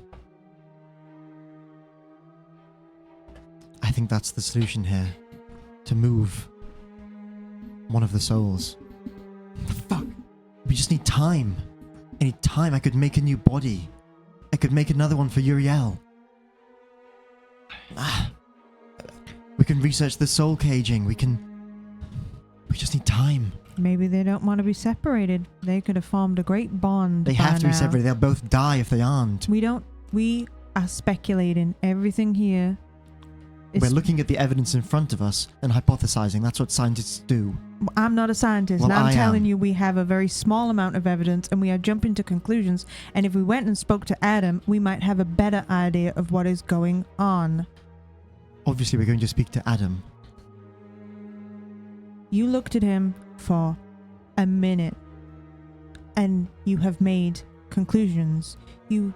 I jump into I've looked at him for the best part of a year. No, Silence. I mean, you didn't see him for however many weeks, and you have just seen him for a minute, Mhm. and then we're having this conversation that is getting us nowhere. We're getting angry at each other, we're getting frustrated, and we don't have the full truth. And we're going to find it. We're going to collect evidence. We're going to talk to him. I think we need not only to give Adam a little bit of time, I think we need to just sit for a good 5 minutes just to chill out and think about what's happened. This is fucking scary. This is so scary. I'm so scared for what? I'm scared for Adam. I'm scared for Uriel. I'm scared for both of them. I don't think simply creating another body to put Uriel in is the answer. I'm worried that the body is going to fail and something horrible is going to happen to both of them. And we can't be 100% certain. My hypothesis, if I can have one, is that it is Uriel that is the problem here. That Uriel is. I don't think that Uriel's doing it on purpose. I am very invested in Uriel's continued safety. But in terms of what is happening to Adam's body, I think it likely is because of Uriel. However, we do not know that. His body could have deteriorated on its own. He was your first project. Something could have gone wrong. The gods made us imperfect. You could have made Adam imperfect. We don't know. If Uriel was separated from Adam, does that mean he would just go back to the Elysium Fields? I don't think so. That's a huge concern of mine as well. Where do you think he would go? As far as we are aware, right now, the way to the Elysian Fields is blocked. Yeah. It was supposed to be Uriel's soul was the tunnel that Yeah. one could travel through. And he ain't there. Maybe he would form a new tunnel. Maybe celestial souls have nowhere to go right now. Yeah. Then maybe the best thing to do is to remove his soul and let it be that tunnel again. We don't know that that's what had happened if we did. That could have been a one-time thing, and now that something's removed him, maybe his soul would just disappear. There has to be a reason why his soul's in Adam. There has to be. It can't have just been a disgusting coincidence. There has to be a reason. I think at least if we do get to speak to Adam and Uriel does come out, I'm just gonna kind of look at all of us. I don't think his attack is on sight, right? No. From what we've seen. No. I don't He's- think Adam would. I don't think any No, I of this didn't is mean Adam. intentional. Uriel is not evil, and I truly believe that. The thing with the tiefling, as Yeah, that's kind of what I meant. horrible as that is, and as wrong as that is, the last time Uriel was on this plane, he was fighting devils. I get that. That's what I mean. I don't think Uriel would want to just fight us for no reason, hopefully. Uriel So and we might- Adam have... Sorry. We might be able to ask him what he think might happen if we manage to separate them. Yeah. You know, I imagine he knows a lot more about himself and what the goings on of his own being than we could ever speculate. I agree. There's a chance you could just ask Adam to let us talk to Uriel. There's a chance he can't. But we don't know until we talk to him. Both Adam and Uriel are truly separate from every single one of us. As much as all of us are invested in this, they are their own people. They have spent the vast majority of Adam's consciousness together, not with any of us. They know themselves better than any of us, and they get to decide what happens going forward, not us. I agree. I think that's actually paramount here, that we would all agree they get to decide. Yes. So what do we do? I think we leave him to cool down just for a while. Yeah, maybe a good 15 minutes or something. Yeah. And maybe hang around near where he lives just in case he does try and leave again. Yeah. But, you know, give him a little bit of time. I think, you know, that experience right there could have been pretty definitely was really jarring for him. Yeah. Mm. You know, he doesn't really get what's going on, I imagine. Us just turning up and, you know, Exactly. it's just a fight or flight response, and at least he chose to run and not fight. Yeah. That's always a good thing. I mean, we know he's not wanting to fight at heart from what we've seen before, so, Yeah. you know, just give him a little bit of space, I think. Mm. I'm going to... Dusty's just on my shoulders, and he's kind of clambered down. He's just kind of sitting around. I'm going to just say into Dusty's head, the telepathic one, go to him. Your comforting presence. Don't try anything. Just sit with him. Comfort him. Make sure he's okay. I'm going to get Dusty to just kind of go. He'll be in Okay. hospital because he got attacked by a street cat. Oh my God, Just keep it. Oh. No, he's a comforting presence. Yeah. He's a He's cuddly- allergic to cats and fish. That's the mistake you made. We go to his apartment, he's placed down on the floor, just choking him. Oh, no. He's in anaphylaxis now. Perfect, but allergic to cats. Strong enough to withhold an archangel, but not strong enough to survive a common house You cat. don't know Dusty's not an archangel. True, I don't. Uriel and Dusty. Yay! Dream team. Okay. Yeah, I'm just going to get Dusty to kind of... Dusty heads off, out of sight from the lot of you.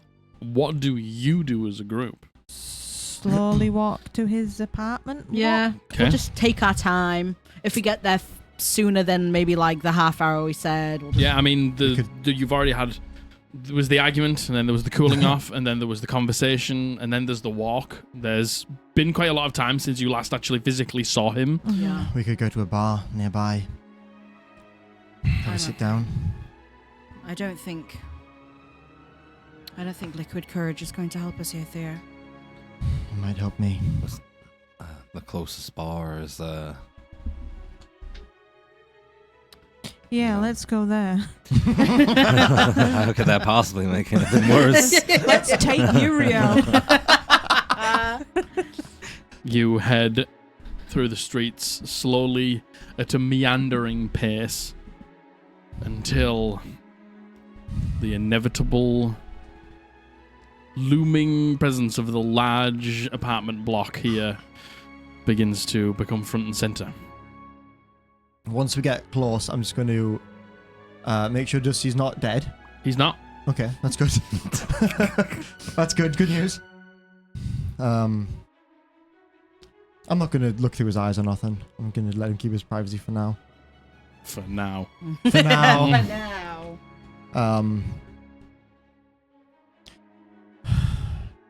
Okay. How's everyone feeling? Good. Calm? Unargumentative? I'm feeling, but I will hold it together for Adam. I'm Good. feeling good. Boom. Boom, boom, boom. Montage of us Walking up the We all- stairs. We all are clearly It goes black and white. You Adam actually, opens the the door first and thing it's he a says, door. Adam, is just a musical. We're dressed like the It's a flash warriors. mob. We need to disperse this tenseness between us. He'll sense it. Shall we all kiss? Ha ha ha ha ha. That'd be funny, right?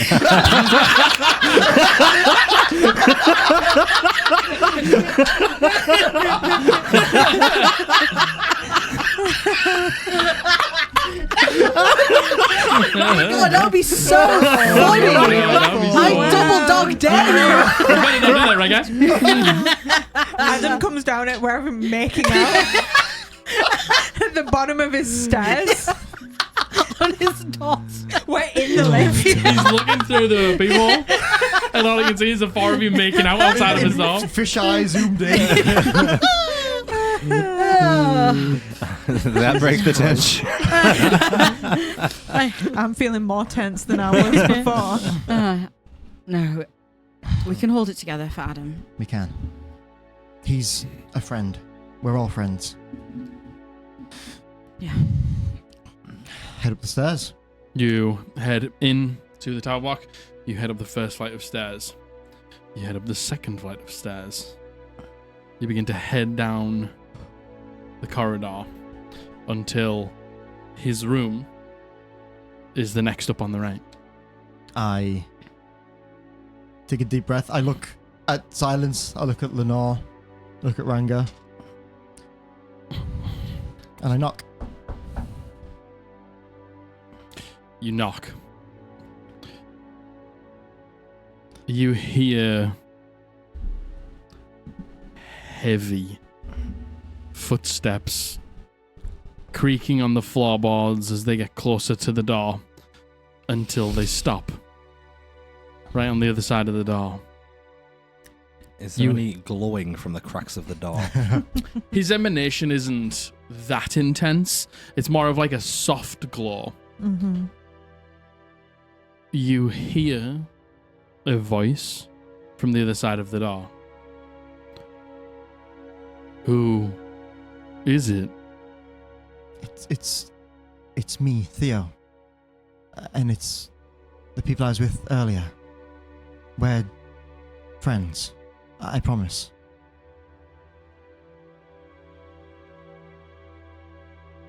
There's a pause. The door handle begins to turn. And it slowly opens up just a slither till you can see that tall, hulking figure. Blue skin, blue eyes. Just like enough to just see like half of his face as he's just looking down on you. Hi, darling. Hello. I didn't mean to scare you earlier. We're sorry. We just want to talk. The door closes. You hear like the latch come off from the inside. As the door opens, you see him already turned around and walking in as the door is just left open for you to enter through. I follow him. Now that the door's open, you see he's got your letter open in his hand.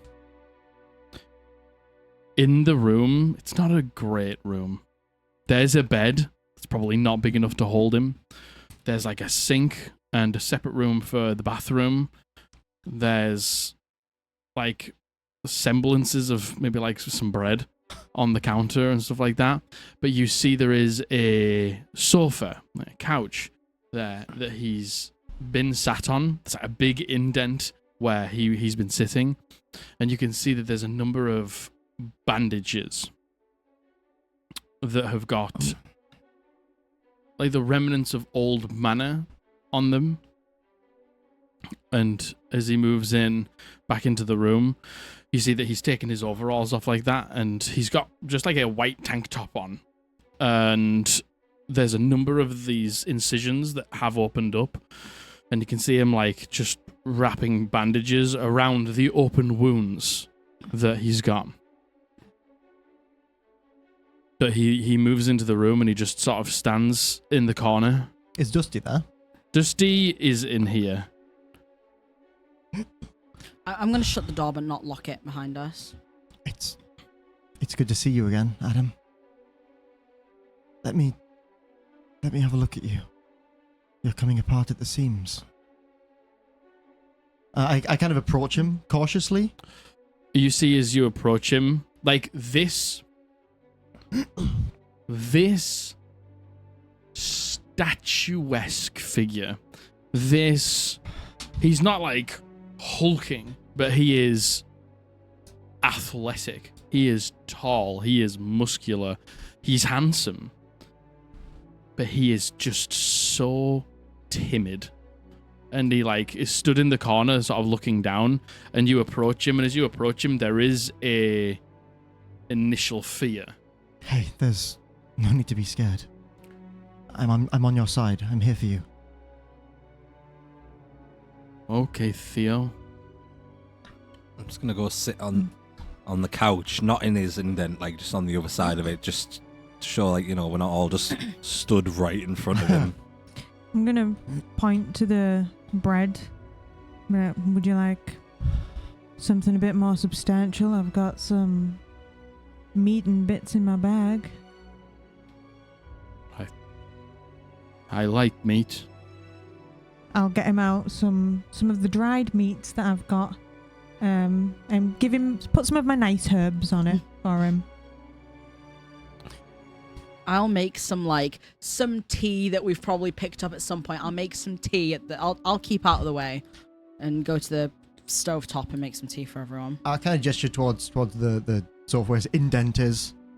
Please sit down. We'll have a chat. Does that sound okay? Okay, Theo. You see him sort of like walk through the room, and he like moves around and he sits next to you, and you can feel as soon as he sits down, like your part of the settee like goes up as he sits there. I pull like the footstool like around in front so I can sit kind of facing him rather than to his side. And I like reach out towards like his arm, where one of these things are, and I just kind of gently touch the skin just to kind of, and this is clearly something that's very, very familiar to me, is from like this is a meat person point of view. That's a really but- normal way but to not- say it. No meat. but not so much from this is a soul person point of view. The More than just a Ascension is piece meat. of more than just a piece of meat, Matthew. God, he's got personality and feelings. Hey, listen, for most of the time I knew him, he was just a piece of meat. We so totally eat Adam. The three of you,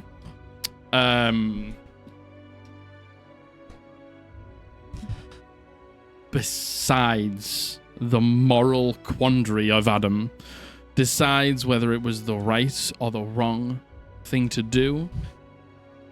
Oh, he is magnificent. You can see how long and how hard Theo probably worked on putting Adam together. He is a marvel. It is almost incomprehensible to believe that this person just did not exist until Theo made him. It's impressive. As much as you maybe want or do not want to admit, it's impressive.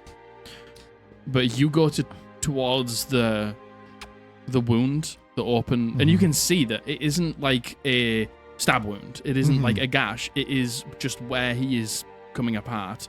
You go towards it, and as you go towards it, you can see that he gets a little nervous. I kind of talk to him. I told him as I go, and I say, Adam, I'd like you to meet my friends, Lenore, Silence, Ranga. Just gonna give him a little smile. Everyone, meet Adam. Hi, Adam. It's nice to meet you, It's- Adam. It's my pleasure to meet you. These people are good people. They're friendly people. They're nice people. Good. Friendly. I want to bring over. I'll put like the cups of tea out for everyone, but I will actually hand Adam's directly to him. Give him a cup of tea. Yeah, I'll be. It's hot, so watch out. You see as you put it down, and before you say that, he instantly goes to just pick it up and put it in his mouth, and you It's say it's hot. Give it a blow on it. You see him blow nowhere near the cup. On it. He blows me the skull. That's literally what I was thinking. He has like blows a typhoon breath. The cup detaches from the handle.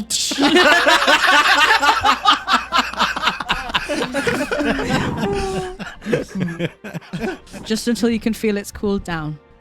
Theo made me to be able to withstand extreme temperatures. He can handle it.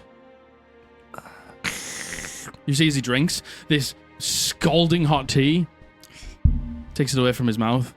Good. Delicious, thank you. You're so welcome, Lenore. Adam. He looks back down to you. Looks like fiddling with his arm. Yeah, I want to.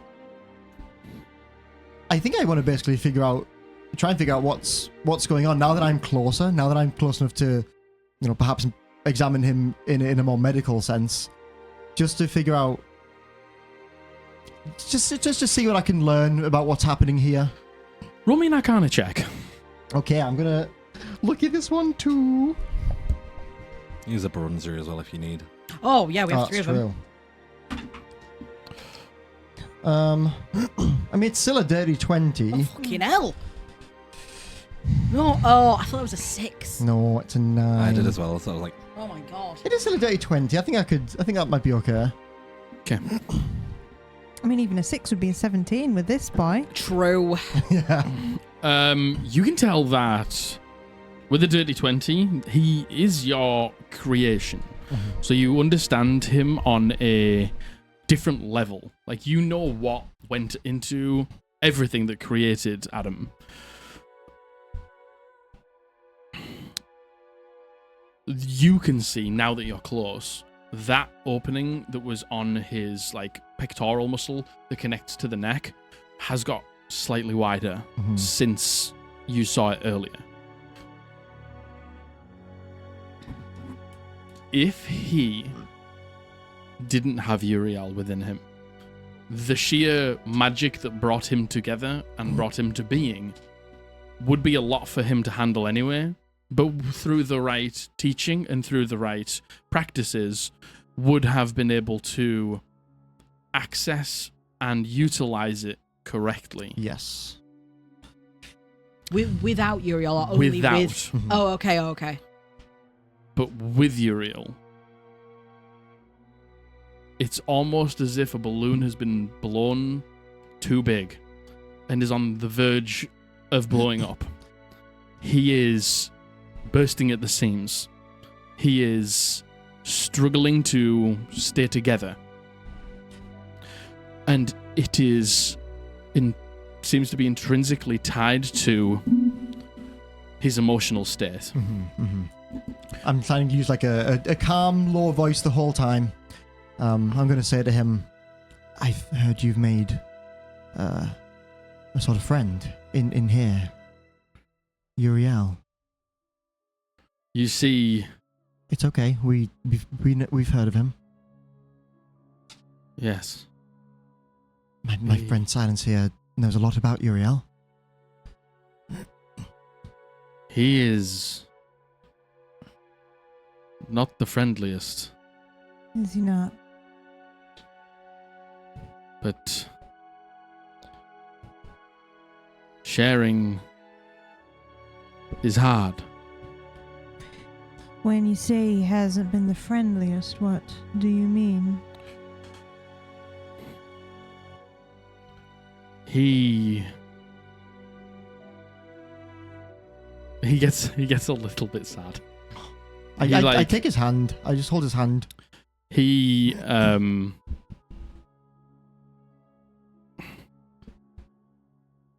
he thinks I'm stupid. Hmm. I understand that he is also confused. He is also not where he should be. No. And maybe he's taking that out on me. What has he done to take it out on you? Not so much anything in particular. He just gets annoyed? Yes. He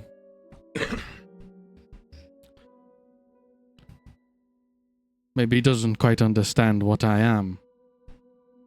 You aren't stupid, Adam. Remember, you've been alive for a little over a month. Uriel's been alive for thousands of years. Well, Uriel's been dead for thousands. Well, Uriel's existed for thousands of years, I should say. Is he talking about Uriel? Uriel's Uriel called him thinks he's stupid. So the last thing I would ever think is you're stupid. You're walking, talking, you have a job. Oh, all within a month. It takes most people 2 decades to do the same. There is so much more to intelligence than just what you know. And you've been dropped in the deep end a little, I think.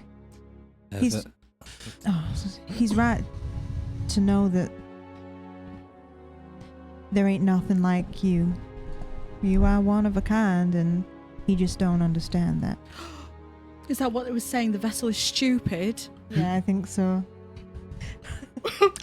His vessel's silly. Oh my god. What were you going to say? I was gonna say, have you been enjoying your job, Adam? Seems like you're there quite a lot. I spent a while traveling, and my body struggled to maintain itself. But somebody helped me, helped piece me back together. Rel. I do not know his name, but I needed somewhere to stay, but I wasn't allowed to stay just anywhere. So then I needed... You see him, he reaches past you, and there's a bag, there's like a duffel bag down the side of the couch. I needed money. And he reaches down and he grabs a sack and he picks it up and it's just fucking full of coins. Let's beat up and rob Adam. He puts it on, he just drops it on the table and you see just open and just like gold coins spill out. Where did you get all of this money? From my job. Wow, they are paying you well. Bye, guys. I'm leaving the party. You don't spend it on anything else other than this place? He points at the bread. You get anything fun for yourself, or do you have any hobbies? He seems confused by the concept. Things you do for fun. He looks at Theo. Things you do to enjoy yourself. Playing cards, or going for walks, or reading a book. I have not done any of these things yet. I enjoy work because I don't have to think about other things that are confusing me. I could teach you how to play cards. He looks at you. As long as we're not gambling. Oh, maybe I can't, Adam. Yeah, I understand that. You know, you feel a bit of pride when you've done a good job, so I get that. I get upset, and when I do, things happen around me. Like what happened earlier, when you changed places to the sky. And sometimes I can hurt people. I know it's not your fault. You don't mean to, do you? He looks back to you. Uriel hurt somebody last night. We know. It's okay. We know. We found him. We know that you tried to help. He's alive. You say he's alive? And, like, you can tell he's like, he doesn't, like, process emotions super well right now. Like, he's obviously still just in the process of learning all of these things. You say he's alive, he just stands up. He just, like, stands up Yes. and, like, breathes a lot. Yes, it's fantastic. Yes. And it was the same man who helped you. Who helped this man. The doctor. Rel. Yes. With the eye patch. Yes. Yes. He's a wonderful man. He's helps many people. I am glad to know that Uriel did not kill him. I thought he was dead. No. Don't worry. Uriel explain anything about that? Can you speak to what? Well, you can. You said. Did he talk about that after? Yes. He told me. He sits back down. And he, like, picks up the tea and has another little drink. That he is from a long time ago. Mm. Mm-hmm. And has not been able to walk Farrahdor for a long time. Mm. And things have changed a lot for him. So he seems just as confused as I, but for many different reasons. Mm-hmm. Is Uriel your friend, Adam? Not right now. No. He is not very nice to me. That night we first met, when you ran, that was Uriel. When he came to me, I cannot remember much about that night, but I know I was scared, I understand. confused. That's okay. I ran. I'm sorry. No. It's okay. I'm sorry. I thought you hated me. I don't even hate Uriel. Mm. And Yes, Uriel said what he wants. What he's trying to do. Uriel has a job Mhm. to do, but we do not know where to go to get him to do his job. I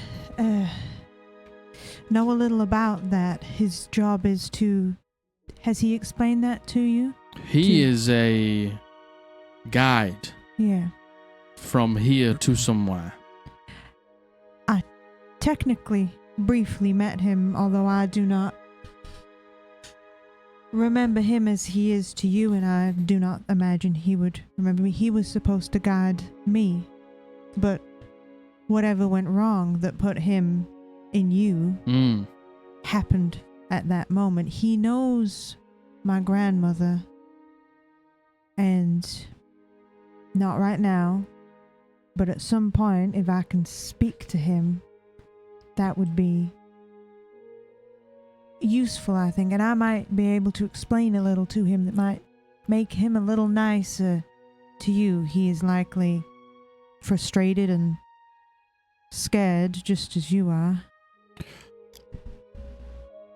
I can let you see him. And would you still be here? I will. He is here now. He Right. can hear you, Okay.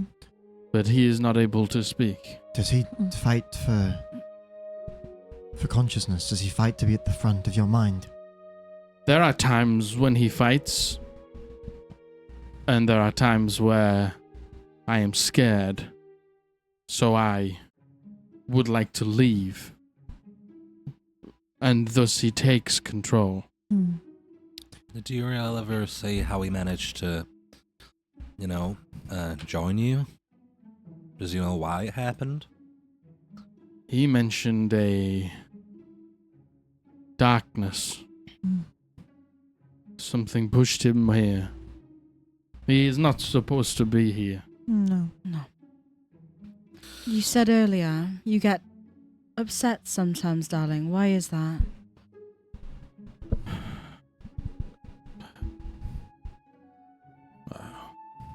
This world is a lot. Yeah. It There are a is. lot of things I do not understand. I learn fast, thanks to Theo. But without him guiding me, I have just been trying to make my way without understanding. What is... He picks up the gold pieces and he's like, what is this?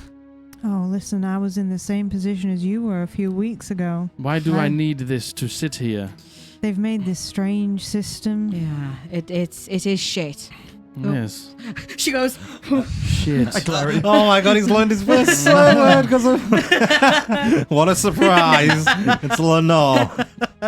Sometimes people want things that other people have, and in order to do so, people want something in exchange. A system of trading. Hmm. You trade your labor for that money. But if it is something that we need, then why do people not have enough? Because of greed. Greed. This is about to... Oh, this is about to open a can of worms. And this is what I mean. I don't understand, but I'm learning. It's okay to not understand. There's things that every single one of us in here do not understand, Adam, and that's okay. That's normal. Hmm. And it's okay to be upset, too. I get upset often, and that's normal, too. When you get upset, do things happen? Like what? Like what happened earlier? Yes. No, not to me. But we're different, you and I, as I'm different to Silence and different to Theo and different to Ranga. But we all can and do say and do things that we might regret when we are Always. upset. Always. Just in the same way that the same way that you do with this magic that you cast? When I get scared or... He goes to say a word that he maybe doesn't know if it is correct, but so he looks to you, he says, anxious. Yes. I flare and things happen around me that center from me and get worse the more upset I get. Yeah. But sometimes because I'm upset, I make myself more upset and then it happens again. Yes. That happens to us as well. Yes. And it's like a storm, and you can't escape it as much as you wish you could. Yes. And others around make you more scared and angry and anxious sometimes. That's normal, darling. That's normal. The other men at the mining fields, do they make you upset? Are they nice to you? They leave me alone for the most part. I can... They call it processing the shard, or processing the heart. And for some reason, I am able to process the heart and extract pieces of it that apparently... He reaches down to the gold again, picks like a handful up, and he's like, there's worth a lot of these. I'd be careful with who you let know you have that much gold. There's a lot of people who might try and take it from you. And I'd be careful with who you let know that you can touch those shards. It's a valuable skill, and a lot of people will treat you not as nicely as Foreman Gissing will. Foreman Gissing is very nice to me, but I think that's because I can touch the heart. Yes. Yes. But it gets me a lot of this, and after you've told him that he should probably, he's like putting all the gold back into the bag.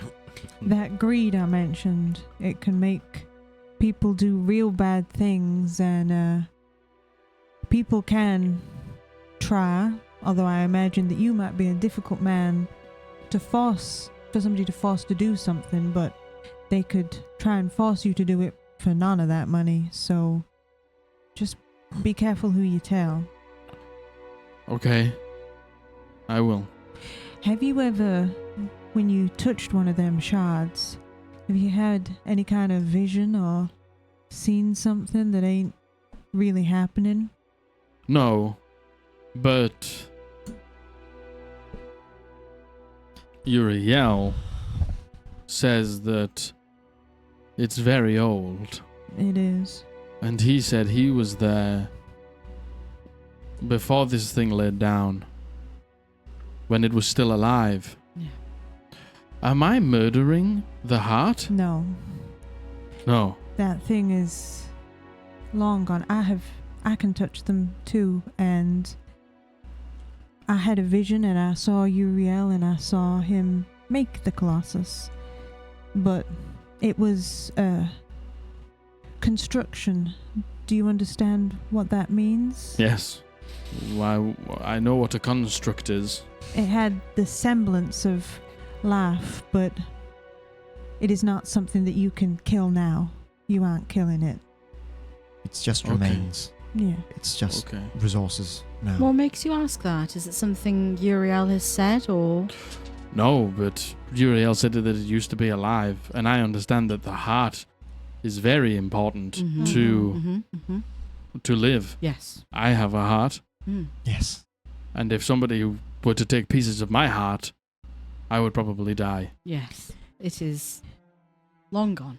Yes. Can you If feel you- my heart? If you were already dead and somebody took pieces of your heart, it wouldn't hurt you, and that ain't gonna happen, so don't worry. The Colossus is gone.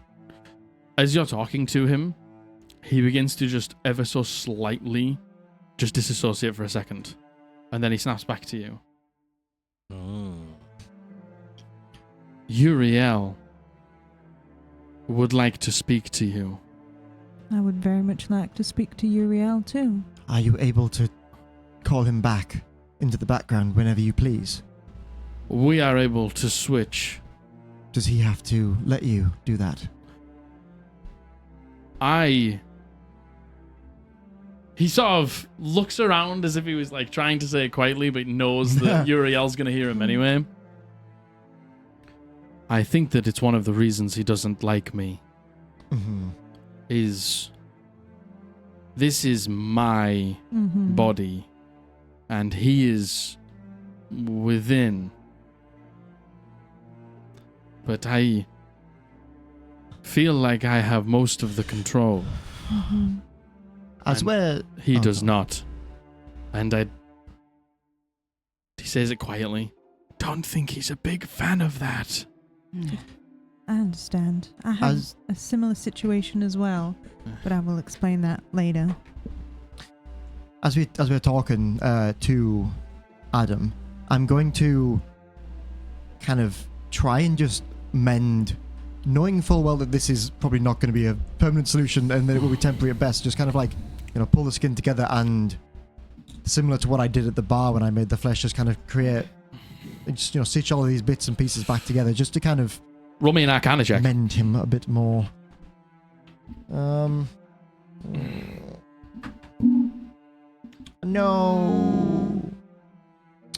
Use a Brunzia? I might use a bronze, yeah. Because it might stress him out if I don't. Yeah. So it's a 13 currently. Is it a D8 for bronze now? Yes. Yep. 15. 15. You are not able to close all of his wounds, but you do close a handful of them, and he's thankful for it, and he is in a far better condition for it.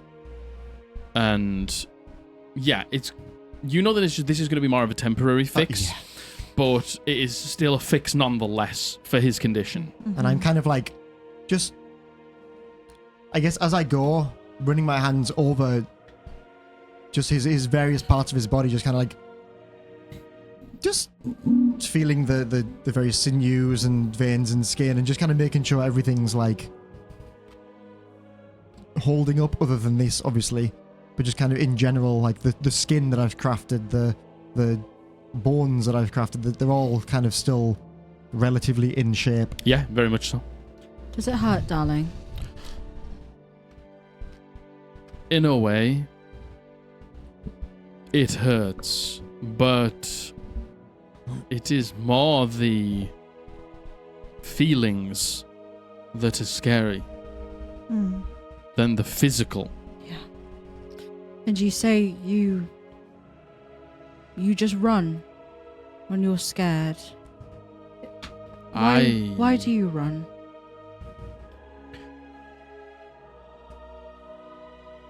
Usually, the reason I am scared is because something is going on around me that I do not understand. Yeah. A lot of the time that is to do with people. But then when I don't understand people, I get scared. And when these flares happen, I can hurt these people. So I usually run to be away from people so I don't hurt them. It's okay to ask, If someone says something you don't understand, or someone's doing something you don't understand, it's okay to ask. He nods a little bit. Why are people not as nice as you? We already came here understanding how you were created, and Theo's here. Other people don't have that knowledge. You are very tall, even by my standards, and you are powerful, and magic happens around you. And as far as people are aware, we know you've only been alive a month. As far as they're aware, you might have been alive years. They don't understand. They ain't never seen nothing like you, and that makes you scary to them, and that ain't your fault. No, it's not. You know what, Adam? Sometimes people don't even need a reason. Some people are just awful. Yeah. For no reason. Everyone's different. People are scared of what they don't know, especially. But Adam, I'm certain if people got to know you, they would find you just as wonderful as we do. They will. Of course they will. You are wonderful. You So turned I out should make perfectly. friends. Yes. If you can. Okay. You will be less fearful, maybe. The more people you have around you, the more people you have to protect you and help you, and more people to lean on. If you would like to. I don't want to today. No. Well, you've No. already made 4 friends today. I have. Theo was already my friend, Yes. so I've made 3 friends today. Yes. Mm-hmm. And reunited with an old friend. I like having friends. I feel less alone. Good. Good. I'm glad. I was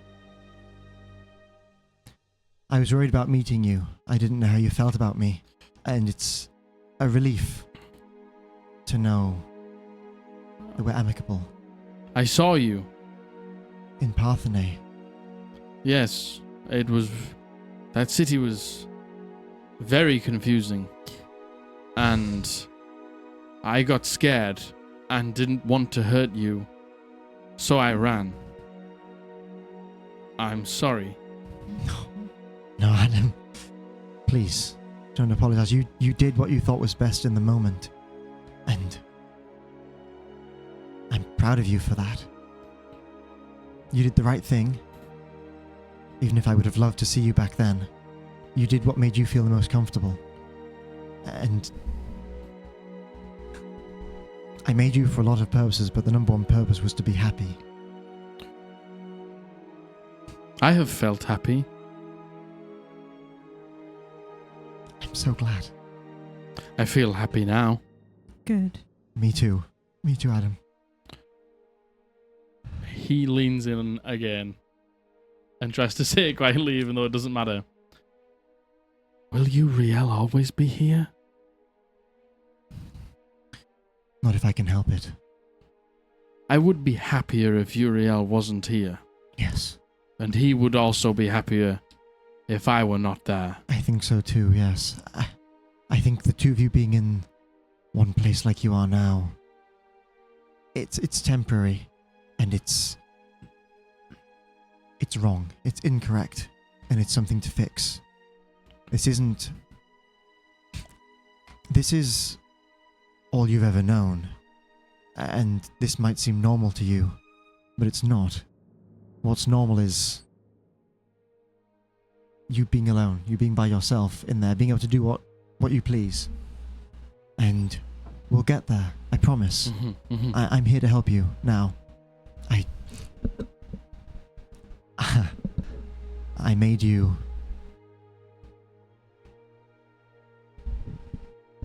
for a purpose that I don't care about anymore. And I care for you and want to see you thrive. And you can't do that with Uriel inside of you. And it might take some time. This won't happen overnight. It's going to require some work. We'll fix this. We'll think of a solution. We have several potential solutions. Okay? Okay. Okay. I also have a vested interest in helping Uriel and helping him get back to where he was supposed to go, where he was supposed to be. Do you know where to go? I know where he was. Whether or not that is still the best place for him, I do not know, but I know where he was. He is excited about that. Can I speak to him? It's okay. It's Yes. Thank you. You see him just like sit back on the couch. okay. Goodbye back. for now, Adam. Come back to us, though. Yes. Goodbye will. for now. Come back soon. So he sit back on the couch and his head like goes into his chest and his eyes close. I like He- to take a step back at this point and I kind of vacate this footstool that I was on. I move into it. He almost looks like he turns off Mm-hmm. for a second. And then the eyes open, and as he's looking down, and you can just see like a holy yellow glow woof, instantly come out the eyes. You see the skin, the blue, changes, like that emanation of blue fades away into this almost like beautiful golden bronze as it like emanates off the skin. You see that the hair that is black on the head from the roots begins to change to a blonde, to like a beautiful gold. As the head comes up, it instantly... I like bristle. You see his hand is held out. I take it. You take it. And you see him with his other hand instantly, like puts the fingers across the scars. My name is Auriel. I am the granddaughter of Lala Sarathiel. See like a nod. See him look over the rest. I understand you heard our introductions, or would you like me to... No, I did. Right. I know who you all are. But forgive me if I say I care not. You know where to go. You were originally at a place called Bastion. That was not what I was called a long time ago. My father named it that. Your father, Raphael. is he the one who blocked me from the sun? Is he the one that built a wall around me? Yes, that is him. A cruel man. I dislike your father. I dislike him too. Did he build a wall around you? This is real. A metaphorical one, yeah. What is a metaphor? It is when you say something and you do not mean it as it actually happened, but it is similar. He did not build a wall around me as he did to you, but I was not able to leave the place that he put me in. Speak plainly. I will. Thank you. Shall we leave? No. You see his brow furrows? There is something far more dangerous happening here.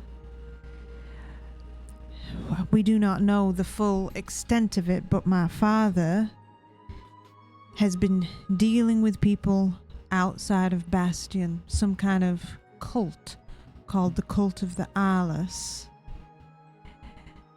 We have reason to believe that they have great power, and I do not want to walk you to them. I don't want them to find out where you are. I'm worried. See a little smirk come across his face. You are powerful, Uriel. Oh, I know I am. But there are other things that are powerful too. This thing that pushed me out of my home. We must make haste. You, one of the angels. You, if you were to fall in battle today, you would not go where you are supposed to. Your soul would be lost. I know. That is my job. I know. I guide thee. I do know that. And you are not scared? When you fought the battle before, prior to your final battle, it was the same then, but you asked the gods. Yes. But it was not the same No, darkness. no. But that battle was... I wasn't there. I didn't see it. It required this colossus. You are but a babe. As is the thing that shares this vessel. Yes. It is a babe in a man's body. So be careful with him. Be careful with him? Yes. 'Tis belligerent. 'Tis chaotic. He's belligerent and chaotic. Yes. I'm going to turn to Theo and say in Elvish, you're speaking to a man who could obliterate every single one of us right now. Please let me do the talking. I understand that you are the creator of this vessel.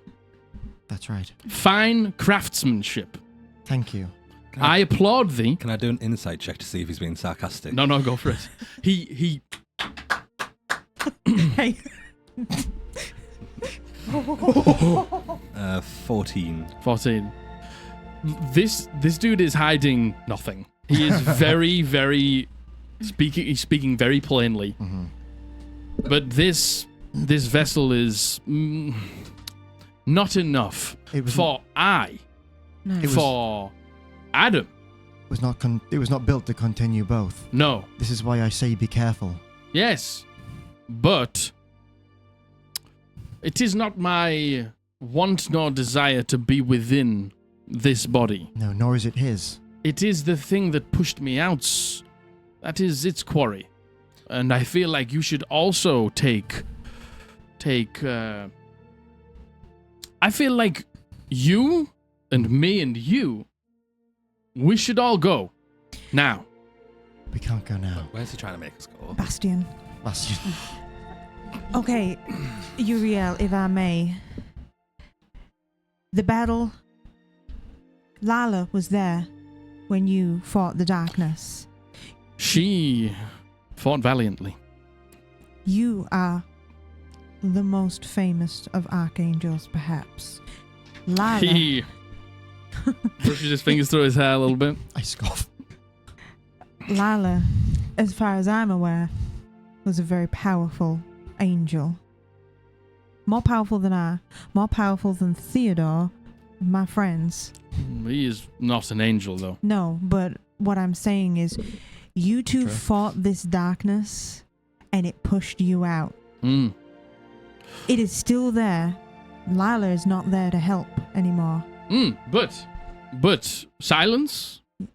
Ariel, you can call me. Ariel. He stands up and he says, I was dormant for many years.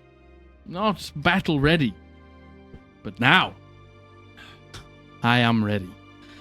Uriel, Take up my spear. you know a lot of things. I know you do, but one thing I know better than you is the body you are within right now. You know yourself. It's not built to contain both of you, and every time you exert yourself, it gets damaged more. Rushing into battle now would do nothing but tear it apart. Then reinforce me. I can, but it will take time. I can put you in your own body, given enough time. How long? I don't know how long. Well, do not offer solutions if you do not have the time frame. How long? Several months. Too long. We must go now. If I might get to the point that I have been trying to make, Speak plainly. battles might be different now from what they were when you fought them before. Subterfuge is something of great import now. I understand that you take things head on. Sometimes that is not the best course of action. We do not know what they are doing, what Raphael is doing, what the Cult of Alice is doing. We do have an advantage over them.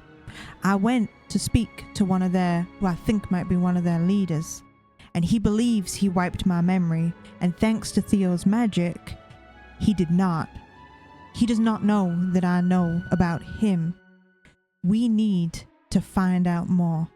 If we storm that place, they could have something that is more powerful than any of us.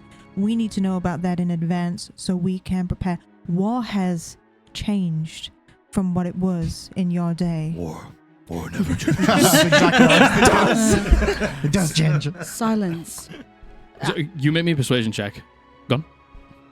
She has, as Silence is saying all of this, she has a realization, and she says, Silence, and Uriel and everyone, you seem so certain it's Bastion. However, Raphael built a wall around you to keep you for his own. You fought the dancing devil, and you're here. And we've heard that name too recently. The dancing devil. You are certain that the darkness that shunted you out was different from the darkness you fought then. Yes. Can I insight check him? Go for it. Can I use a Brancia on my... Yeah, go Is on. this the last one? We've got- Bronze? No, Yeah, we've got two one more. more. Two more, yeah? We've used one. This is second, yeah. Oh, My Rosie has not God. been much help recently, I will say. Can use the advantage. 16. I think you're gonna have to be honest. He is. What are you trying to persuade him of? To not go to Bastille right now. Yeah, let's use advantage on that one. He is speaking extremely Fucking plainly, hell, Oh my I'm God. going and to. he is certain. Whether he is correct or not, you don't know, but he is certain they are not the same. Theo, show him the disc. I pull out the disc and I activate it. He sees this disc with these runes carved on it. Foul play. We killed a You- devil. You recognize this? I recognize the scribings upon it, but 'tis not the language of friend. No. No. We defeated this creature once. Well, Farvix. we defeated Farbix. He left it behind. We took it because knowledge is power, as Silence has been alluding to. What did you get? Big 9. Using a Barunzia and the group advantage. Pog! Yeah. Woo! Not all wars are won with brute force. I'm a good scout. And why would Raphael want you to no longer be there? He caged you. Why would he have shunted you out? For something more powerful. Perhaps. The man that caged me. Yes. Raphael, his name. Yes. Yes? Mm. Not the thing that pushed me out. No. No. But what if this is... There has to be a reason you're in Adam. There has to be. And it can't be a coincidence that you fought the Dancing Devil. And now we're hearing... we're speaking with you here, and the Dancing Devil is in our periphery. It can't be. There is the chance that She is they are back. trying to bring She? her back. She is back? Araxis? Oh! Oh! Oh! Oh! Is that what you are telling me? Is that what you are saying? The Dancing Devil is Firaxis. The Dancing Devil Araxis, she is back? We do not know for certain, but we have reason to believe that they are definitely trying We'll to show bring her him the back. story on the rock. He leans in. He leans in close to you. Oh, no, we knew that. Oh. We knew Yeah. that. You We knew knew that. that. Oh. We knew that. Oh, We knew that. Okay, yeah, we knew that. Yeah, We knew that. we We knew knew that. that. We knew that. We knew Yes, that. we knew I that. wrote that down. Yes, we knew that. We knew that. If Araxis is back, we must march on Bastion right now and put me back where I belong, because Araxis will erase you from the surface of Farrahdor, and if that happens, your soul will be nowhere. We do not know that Araxis is back, and we certainly do not know that we can defeat what is there. I am saying we need to find out. As Theo said, knowledge is power. War has changed. And you are in no position to fight right now, as much as you think you are. And you cannot put Adam in that position.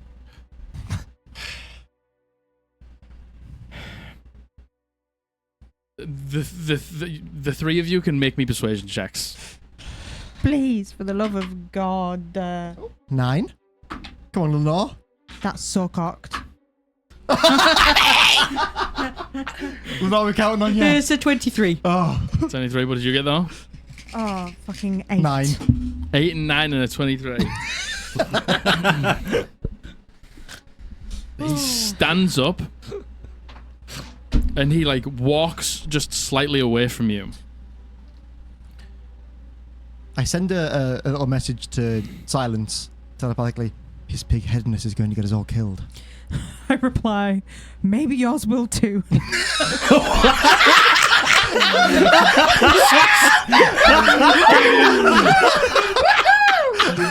You see him walk across the room, I cast power word kill on Silence. and as he walks across the room, you see him hold out his hand. And as he holds out his hand, you see it being the epicenter and it spreads either way. You just see this glorious golden spear apparate in his hand with this beautiful adorned glaive at the top. Ranga's eyes just light up. I was just silent. Well, no, they don't. If she had eyes, they would have. Uriel, the Golden Guide, will fight this battle. But you are right. A war is not won just by brute force, it is won by tacticians also. He turns around to you and he says, will you be my tactician? It would be my honor. What is our next move, if not for Bastion? There's a few things that might be tied up in this. One, Ranga's father is being held captive by people attempting to summon something. We need to find Ranga's father. He appears to be the key to it. It is a strange darkness that we do not fully understand.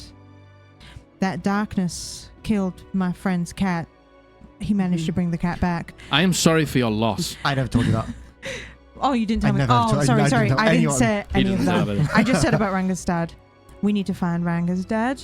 We need to work out what it is that they're trying to summon and what the darkness is. The Lady of Shadows. We've heard. Does that ring a bell? Have you ever?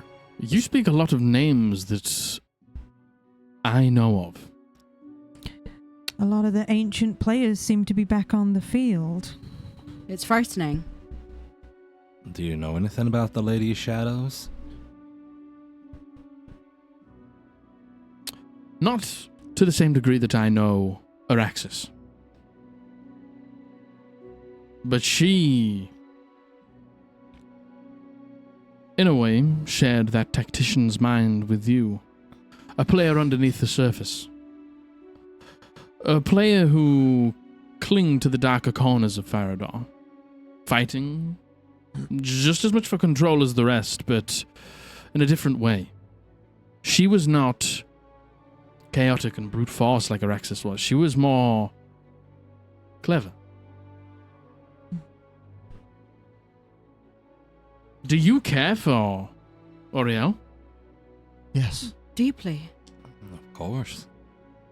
Then you must understand, and he hits the spear on the ground, and as it does, it like lights up with this golden energy, that if either Araxis or the Lady of Shadows walks Farrahdor again, your friend, her soul will be compromised. Do you understand? Yeah. From what you're saying, the whole of Farrahdor will be compromised. Do you know where your soul goes when you die? Yeah. Oriel's soul will not share that same fate. That's why we're trying to stop the Lady of Shadows. If there's one person who understands that pain, it's me. And I will do anything to make sure that Silence does not suffer the same fate. He walks up to you, way taller than you, looking down. Keep that. I will. And you. She's gonna, grab his hand that's holding the spear. The vessel you inhabit. It may be stupid to you, but please, he is like a child. He is innocent in all of this. Be kind to him. Please. And do not push his body any further to harm him. Please. Please.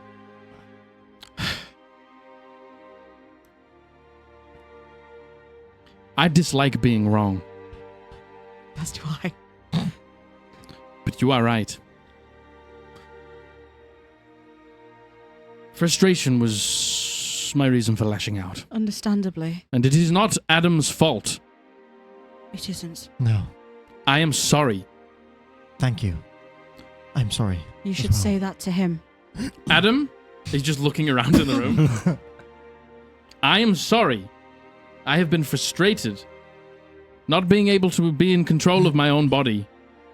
Having been pushed out of my home and been pushed in here with you, and you being like Bambi on ice has been frustrating to bear witness to. What's Bambi on that? I'll tell you later. It's a movie from 800 years ago. But I understand that that is not your fault. But it is okay, as we have a plan. Which is what I have been lacking. Yeah, we know our steps, and we're going to try and do our best to help both of you out. Yeah.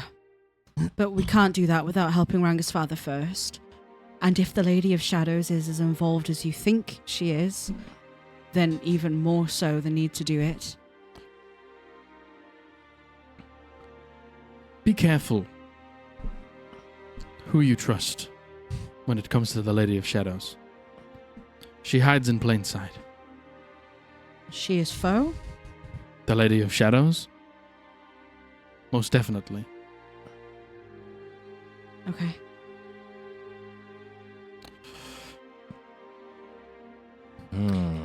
I'm going to switch to Celestial. And I'm going to say, I promise you, we will solve this. We will eventually go to Bastion and we will restore you to your rightful place. And I would sacrifice my soul to ensure that that happened. Putting you back is very important.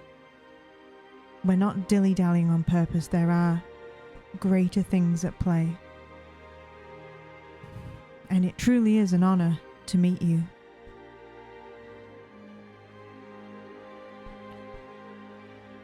I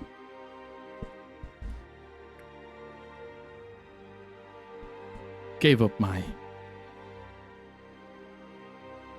life so that we were able to live afterwards.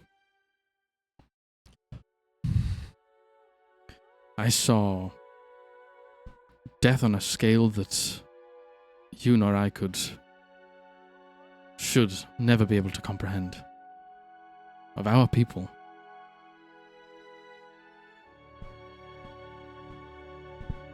I understand that that is not the case now, but so many of my kin are dead and gone. And I do not want that to happen to you.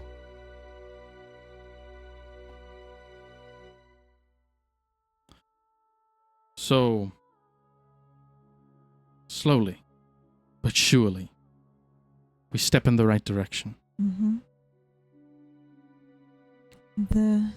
My grandmother had a spear similar to yours. I don't know what happened to it when she died. It is by her body. Where is her body? Fucking pieces. Hey, now. You learned Celestial just to... It's the one thing I know. Her body's sitting right next to the gate that you would walk through when you come to the other side. She spent a lot of time with me, your grandmother. She said. She's a good woman. Honourable. Great fighter. She's in my head like you're in Adam's. Although she can't take control like you can. I can't really take control. Even with permission she can't. Not that I would give her permission, but... Yes. I more get a chance when he's scared.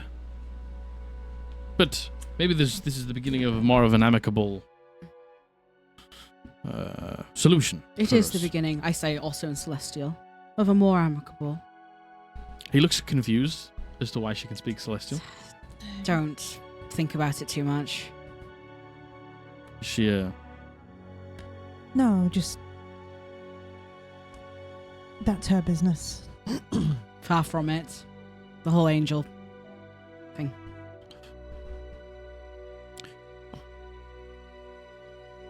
Tis frustrating, as you can imagine, having been sitting dormant for hundreds and hundreds of years, and when I am finally awake again, to just not even have control is frustrating. At least you get to see the sun. Yes. I don't think your father even knew what I was. No, he probably might not have burned as many people within you if he knew that something was watching. He would bring normal people as well. Not of our blood. There are a few of them walking our plane. He ruled his town with an iron fist. And he put us above all the rest of them. You didn't seem ready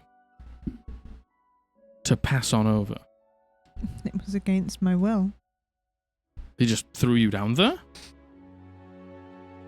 He wanted to burn me. Why would a father do that to a daughter? Control. Control? I fight for his right to have an afterlife, and this is how he treats the people. I didn't get the worst of it. People had far worse. Not everybody's good just because of who they were born as.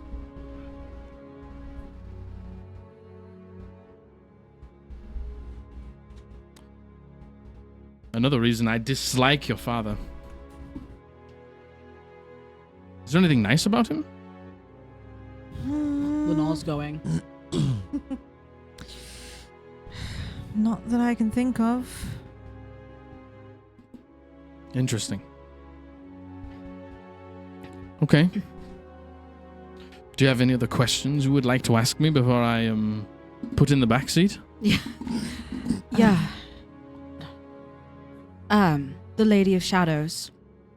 We Are we speaking common again? Yes, Yeah. we're Oh, Okay. thank God. yeah, the Lady of Shadows. Just a few questions. They're trying to bring something back. They speak of an ancient temple, some ritual with an egg, a vessel. Does that ring any bells to you? I mean, there would have been temples to her down there. Yes.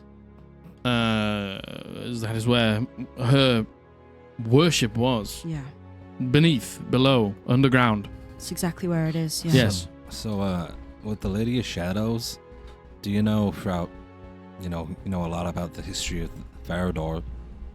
Did she get sent away? Do you think they're maybe trying to bring her back? I was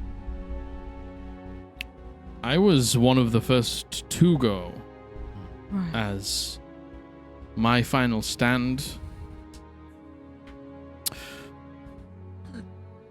I was not enough to finish the final war that I was supposed to fight.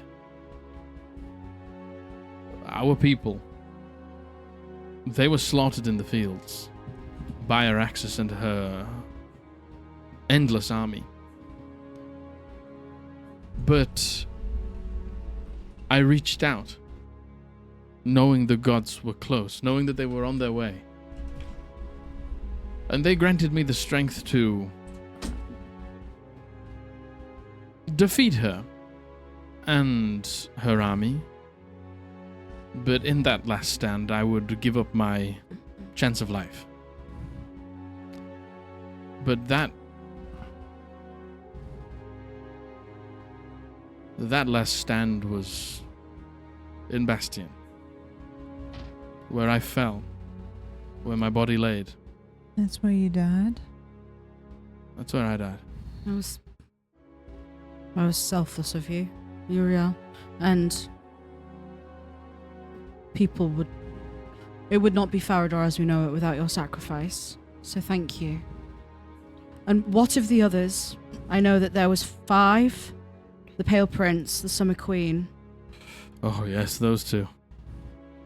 They are mother and son. And I don't know exactly what, but there was a very large disagreement which split their following in two. The Seelie and the Unseelie. That means nothing to me, but maybe. And if you're back, and Araxis is potentially back, and the same for Nalfane, can we assume the same for Tarandel and Eldris? I mean, I do not know why I am back. Something took my soul. Something pushed me out of my resting place and pushed me back here. I've been here the whole time, but not able to speak and walk and eat and revel. I have just been able to exist and watch both sides as a gateway through. You were the gods before the gods. I mean, people would call us many, many names, and we were the powers, but not gods. Gods are different. And now, with the gods leaving, not abandoning, but stepping away, and they're passing their powers to mortals, the saints. It can't be a coincidence that the gods before the gods walk, whilst the saints ascend. I know not if that is the reason, No. but the gods are not leaving. No. There is a piece of the gods within the saints. Thankfully, yeah. They share the flame. Just a thought. So now Thane, you say she hides in plain sight, as plain as a face we would recognize as one of our own, or... You said it earlier. The word subterfuge. That's what she masters. She is clever. She is tactical. She is smart. Any of her agents, any of the people that follow her, look particularly like part person, part spider, by any chance, if you recall? He's going to make a history check. I'm going to say Revachel out loud, see if that sparks anything.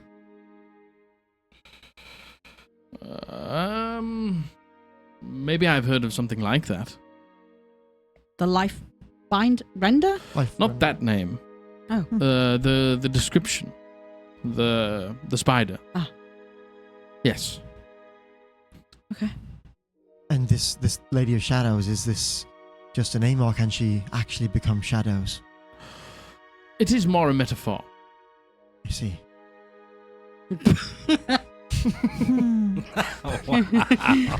Great. It's not just Adams who's learning. As I am the guide, the golden guide, as it is what my purpose in death was. Yeah. To shepherd people through. It is Yeah. her. She clings to the dark places of Farrahdor. Okay. Well, I don't know how long we're going to be here for, but it's important that we stay close with both yourself and Adam.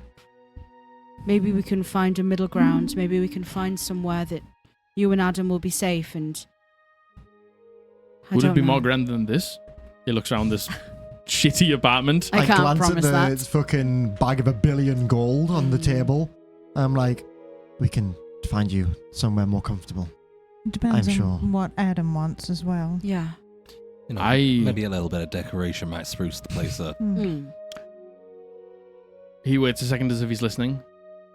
Adam agrees that we should definitely be somewhere nicer than this. All right. Well- So, We don't have anywhere permanent right now, but that doesn't mean we can't work towards something like that for you. It's okay. important we stay close and able to be in contact, and for Theo to be with Adam. So if your physical form, you know. I've just found him. I can't leave him again already. Oh, we are... The only place that I think me and Adam are going are... to Bastion when the time is right. To Bastion right now. We also Do not tempt me. That was a joke. We also intend to go. Uriel's got his hand on the door like, It's kind of on the way to Bastion. We are aware of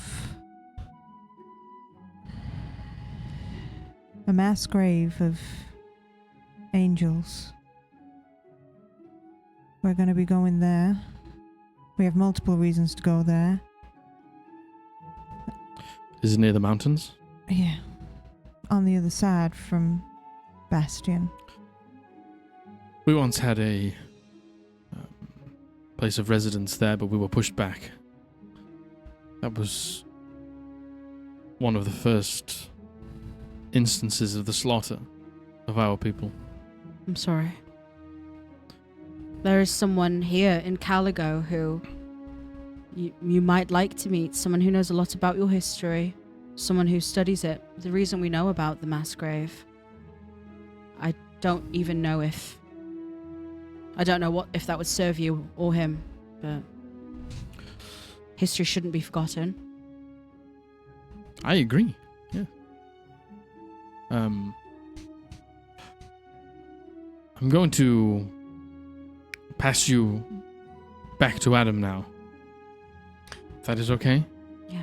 Anything else? Just thank you for understanding. And one final request. If you see any people like you did yesterday, do not attack them. What is that? They are people. I understand they look like devils, but they are not. They are descendants from a long, long, long time ago, and the devil is long since been watered down They're to the just. point where they exist within civilized society. They are mortals, and they're just people. Tieflings. Is that what you call them? And they are members of society, and you can't just go around killing them. You can't go around hurting them. Especially not while you inhabit this, while you share this body. If they are merely members of society, I would not do that, but they are just so similar to the things that Yeah. I understand. I fought, the things that murdered my people. But you have to look at the context clues. If you're walking through the streets and people aren't panicking, running around screaming, then these people are probably okay. You see, for the first time, this extremely confident and he takes up a lot of space in this room, just his sheer force of personality, the absolute opposite to Adam. You see, the first time he sort of... I didn't mean to hurt him the way I did. He's alive. He is? Yes. This vessel. It struggles when I am attempting to exert myself. As if it just cannot quite hone what I'm trying to do. It was more of a scare tactic that went wrong. So... He says that there was a blinding light. When you and Adam were in Parthenae, you did something similar. I saw it. Yes,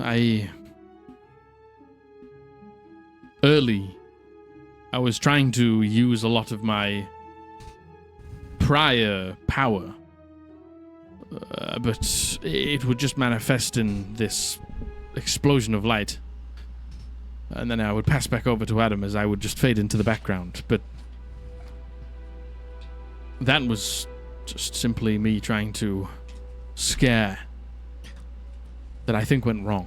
I understand, and what's in the past is in the past at this point, but just bear in mind that whatever you do has repercussions for him. The average person won't be able to distinguish you from him. If you cause problems, he's the one who has to deal with those repercussions. Yes. But again, just understand that those things that I fought hundreds of years ago, that have torn Adam limb from limb, No, I understand. that have murdered him where he stood. So just know that was what I was trying to do. A space where him and it exists is an unsafe space for Adam. Well, given what you thought at the time, I thank you for trying to protect him. Okay. I do have one more question. What did Lila, what did she say to you about her life, her family?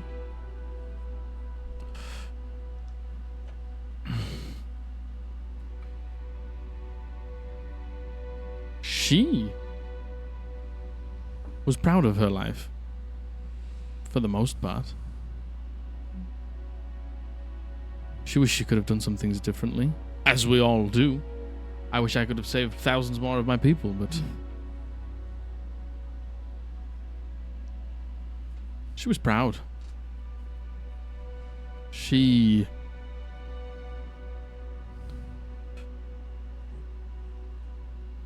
I'm not a huge fan of her son, but her son had a daughter, and I think she regrets some things. Regrets not being there. Regrets not doing enough. But was proud of the positions she held. Proud of being a warrior. Of something that she believed in. She's a good woman. I like her. The two of you left a message in Parthenae. The final question, I promise. Oh, I like being here. Don't apologize to me. You carved it into the side of a barn, Mr. Kane's. What am I? Who am I? What is in me? It's clawing at the edges. I can feel it. Burning. How am I here? It's been so long. I don't recognize anything. This vessel, it is... Struggling.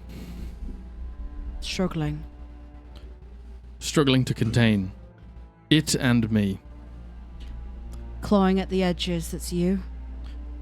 We were fighting a lot in the beginning. We've settled now, and I think as of today it's settled even more. But in the beginning, I think he was, in the nicest way, clueless. Yeah. Clueless but not stupid. Yes. Please remember this Adam. He's existed for a little over a month. Which baffles my mind. He is huge. Yes, I made him that way. A month baby? That big? Look at the size of him. He puts his arms out. What did Yes. his mother look like? He was not born, but created. That is a confusing concept. Yes. It is to a lot of people. Thank you, Uriel. Okay. Just know that I can hear. If you do want to speak to me, you can speak to me through Adam, as I am able to tell him what I want to say. I hold up the note with my runes on, and you can understand this. Yes, for some reason. Looks alien, but when I read it, I can understand it. Can he understand Celestial? Yes. We share. Imagine if he said no. How fuming would he be if he said no? I'm having secret conversations. We share a lot of our gifts right now because of the situation. Yeah. When we are separate, I imagine I will not be able to. But for now, I can. Okay. Well, it was nice to speak to you. As it was to all of you. I am happier Good. knowing that we have a plan. And Silence does have a plan. So, Sounds like a good plan. yes. Sounds like we've got a way forward. Yes.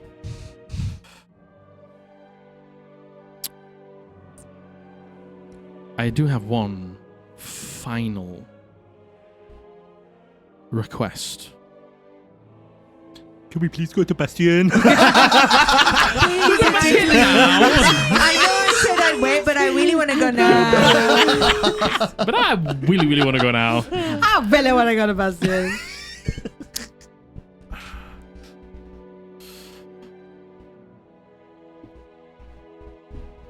he asks for a pen and paper. I provide one. And he takes it. And he goes over to where the bread is and he moves it out of the way. And he begins to write something down. And he folds it over. He walks over to you and he hands it to you. When you head to the mass grave, just a little prayer to say goodbye to those that we couldn't save. Is it in Celestial? Yes. Good. Maybe if their souls haven't passed, they might be able to still hear. Of course. Okay. I'm going to sit down because when we switch, sometimes we can fall over. Yes, please do. He goes and sits on the big indented part of the couch and puts his head down. As if he's powered down, and then the eyes open and you feel that blue glow come out of his eyes, and he puts his head back up. Hi, darling. Hello again. Welcome back. It's nice to see you again. How are we feeling? You heard everything. I am feeling a lot better about Uriel I'm so glad. and our situation. He said sorry, Yeah. which was nice. What do you want to do, Adam? I think that if it is not good for me to have all of this, and he picks the bag up again, maybe we could get a nicer place. Yeah. We could possibly introduce you to the concept of banking. That might take a little more than an afternoon. I agree. Okay. A nicer place. Something where you can make your own for the time being. Yes, and somewhere that you can visit. I'd like you to be Yes. comfortable. And this bed. It doesn't is look not big enough. We have a meeting a little later. We could go to the meeting, then we could come back and get you. Do you want to stay in the mists, or would you rather be up? I do not care either way. You said you like your work. You enjoy it. Yes, Would you like to remain there? if you think I should. It's not It's up to us. I would love nothing more than to have you accompany us. But where we're going, it'll be dangerous. And I can't put you in that danger, especially... And I gesture to his kind of splits, especially as you are.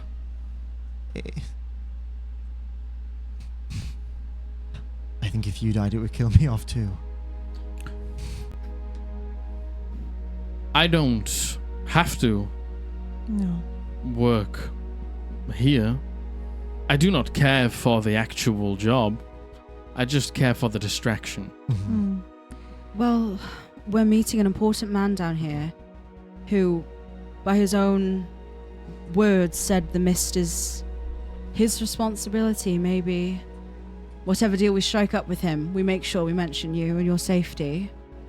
And I have friends here in the mist, people who I haven't seen yet, but who own the Slick Whistle, a popular tavern here. I'm sure they would keep an eye out for you too, Adam. Okay. And I'll give you this as well, just in case you get bored, and I'll give him my Dilly Picker book Yay! that we got ages ago, just for something for you to do while you're at home. I You might find you enjoy it. have seen a few books since I have left, Mm-hmm. and they seem interesting, but I've never had enough time to finish one. Books are amazing. You can get a lot of knowledge through books. you have quite enough money there to set you by for some time. We can't offer you much in money, but if it's just a distraction you're wanting, we can set you little tasks. I mean, it was Theo's intention for you to learn. We could get you some books, you could study, you could That's right. I write us some things. would be more than happy to help around the house. There is a library in the upper part of this city. Mm. The Halls of Medeus? Halls Mhm. of yeah. We could get you to join a book club. Mm. I think you have, and I know you have the capability to learn quickly and vastly. I think that spending some time in the library, you might enjoy it. Yes. Surrounded by more books, that would be interesting. Yeah, that's good. We also have some flyers. We've got some friends who are paranormal investigators. We'll explain that later. Needs distributing around the town. If you could do that for us, it'd be a great help. I could do that. Again, we can't necessarily offer you money, but I can make you a nice meal in return. Yes, the meat that you gave was tasty. And if we ever get outside of this city, I can teach you how to survive out there easier, so you're not having to worry too much about the money. You can be self-sufficient. That's something I think your good friend Theodore could also do with learning. Maybe you could have some joint lessons on that, and Lenore. Do you think that this is enough to get somewhere nicer? I take a glance at the gold and estimate how many coins are in there roughly. He's got about 20,000 gold. God. That's called hazard pay, baby. Fucking hell, 'Cause he's been here a week. Because Yeah, he's doing the job that nobody else can do. Genuinely, let's hang out here a bit longer. I can make us some fucking money in this town. Woo! Oh, we don't even need to adventure anymore. You know that this is probably enough to not only just rent a little place, you could probably buy a little place. Enough to buy. Have to A buy down bastion? here or up there. Up there. Wowie. Is this Bastion territory amount of money? This is probably Bastion territory amount of money. It's fucking cool. Gonna buy Bastion.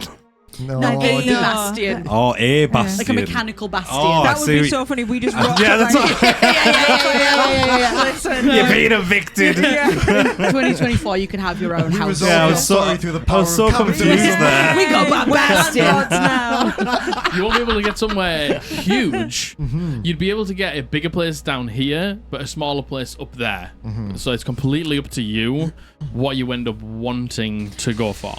I mean, if we do go down the alley, morally, I'd more like to be down here with all the serfs. I'd rather be gasping for air from the mist than gasping at air from someone's knee on my throat. Quite honestly, I feel like the people down here, whilst possibly rougher initially, are more likely to accept Adam than the more uptight people up there. I worry what people up there would do with Adam, to Adam, given how incredibly marvelous you are. Thank you. I think that those within the halls of Medeus, you'll be safe there. I think that the people there, they're scholars, they are open-minded. I think perhaps we make sure that we cover you up so they can't see the ripping of the seams, though. I think seeing somebody with mana for blood might be a bit... Not all mages are good. And I think perhaps people will show an interest if they know what you are. I think perhaps don't give too much away if you can help it. I think maybe laying a little under the radar for now. But I do think that people down here, if you just talk to them, are liable to accept you. Are liable to be friendly. Task number 1, get yourself a new fit. Something you like, anything, whatever you want. Just cover up a bit. What is a fit? Outfit, Clothing. fashion. Okay. It's called fashion, darling. It's called fashion, darling. Look it up. Look it up. Okay. I can help you. I can come with you.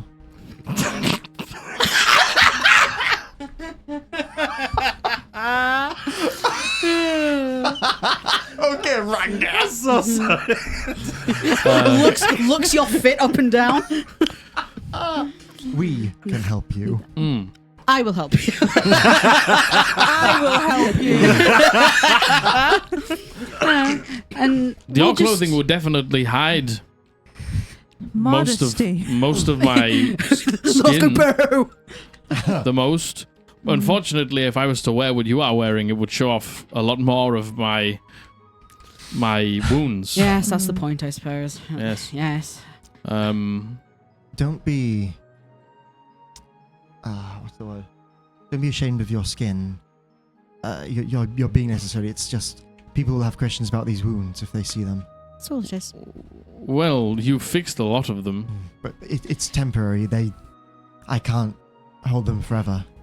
I can do my best, and I can, try and put them back together whenever I see you. But it won't last. Can I take a look at the ones that are still there? Mhm. Before I waste a spell to do a heal on him, can I have a look as to whether or not I think that I would be able to, considering Theo's already had a bash, if I were to use the spell? Your divine magic Mm-hmm. wouldn't help his arcane being. Thank you. Okay, well, when you find somewhere, Mm-hmm. he picks up the bag of money. Use this. Well, how about you hold on to that for the time being, Adam? Are you sure? Yes. You keep It's it for now. yours. You earned that. But I don't know where We'll help you to find, go. but we'll all go together to Yes. find somewhere. You're not alone in this. Mm. Not anymore. Okay. In You the have friends. meantime, you find a new fit. You Okay. find something you enjoy. Read that book. Find what you like. We'll show you different things, but it's all to find out what you like, Adam. And you can do whatever you want. Okay. I'm Don't- gonna give him. No, I'm not. He's way bigger than I am. He's way bigger than I am. I can't give him my cloak. That's not gonna do fucking Tissue.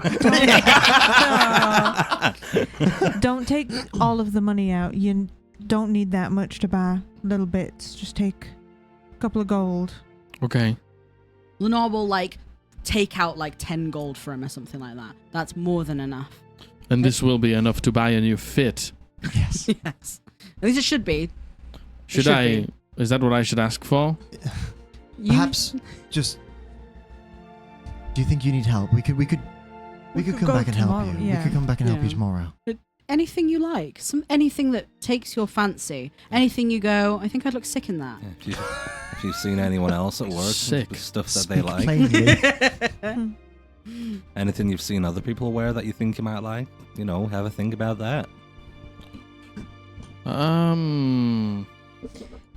I did see. I think there was a blue piece of clothing that was on the legs and a lot of the torso, but then had straps over the shoulders. Do you want to talk about dungarees? Dungarees. Dungarees. You ask for Mm. some dungarees. Mm. They If- looked comfortable. Mm. Yes. If there's anything you get and it doesn't quite fit you, I'm quite used to having You're Tall. tall. I'm not quite as tall as you, but yeah, I'm used to having a altar clothes. Oh, Not as tall as you. My hands quivering towards my knife. I specifically built this character to be taller than you. I'm used to making stuff a bit bigger, so don't worry if it's a bit too small for you. I can help. Okay. And if you find yourself getting overwhelmed, just head home. Just remove yourself, head home, and we'll help you tomorrow. Mm. Remember, you're still young. You don't need to do everything at once. You've got plenty of time ahead of you. I would like to be somewhere else. Yeah. Right now? No, Yeah, but soon. soon. We'll prioritize that. We will. Where are we staying I tonight? don't like this place very much. Where are we staying tonight? We don't know. I don't know, but you could absolutely stay with us I think wherever you we should go. I think you should come with us tonight, wherever we stay. Okay. That is later, though. Yes. Okay. We're going to leave. We're going to have this meeting with a man named Falco, and we'll come back and get you. I will read the book Yeah. in the time that you do that. Good. Okay. Okay. It was really nice meeting you all. Hmm. I stand up and I hug him. He, you hug him, and he stands up, and you around his neck. He just stands up, and you like get lifted off the ground, and he just.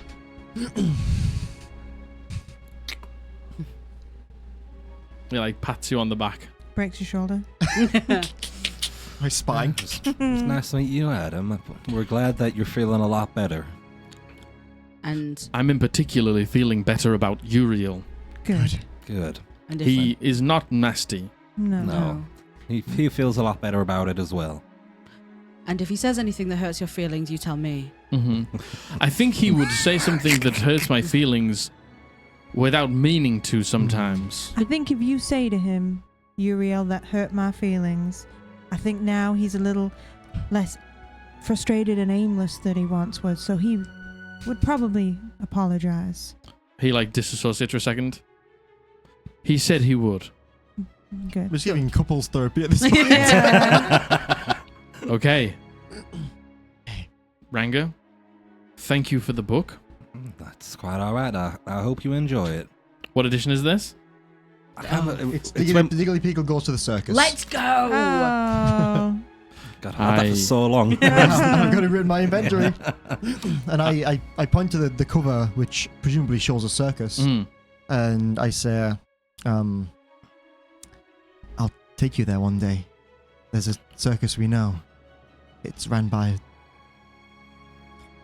Feeble. No, what was the guy called? Bugsy. Bugsy. It's run by a man called Bugsy, and our parents had a friend named Vivo who works there. We'll go there one day. You'll enjoy it.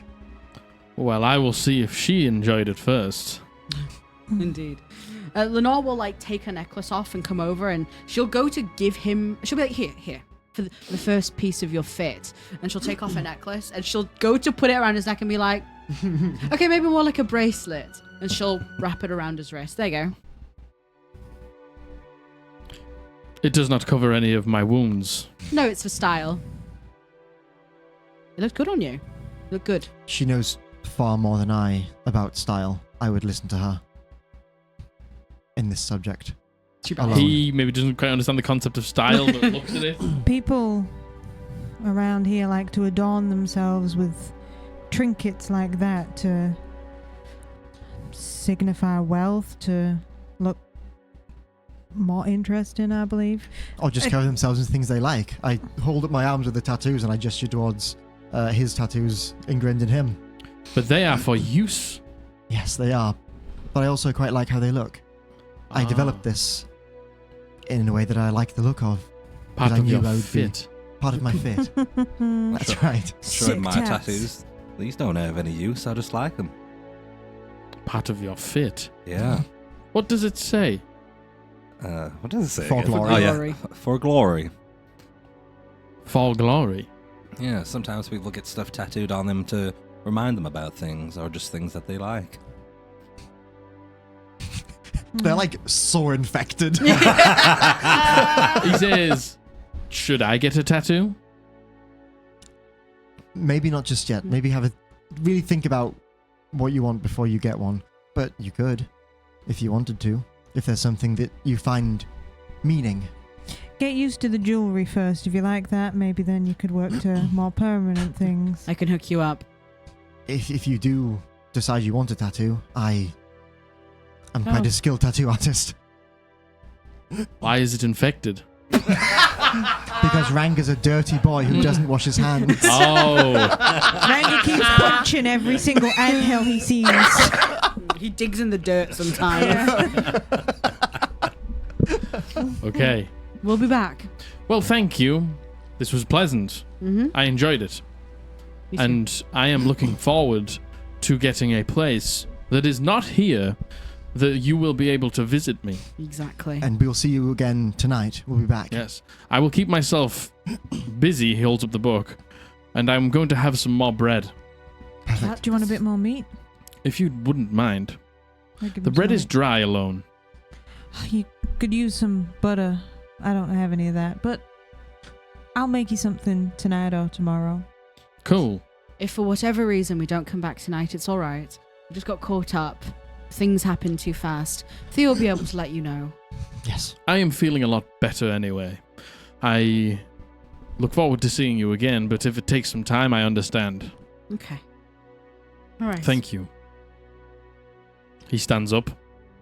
And see you later, darling. Goodbye, Adam. Goodbye. Get some rest. It's been a long day. Even though it's only... He looks at his tiny bed. Like, I will. He walks to the door and he opens it up, and you leave. Yeah. Yeah. And I think it's pointless taking a break now as it's 9:30. Yeah. Yeah. We'll say that this is where the break is, Oh. but I think we'll probably just carry on roleplaying Yeah. for Yeah. do I whatever didn't we're going to do realise half it an was hour. that late No, already. me neither.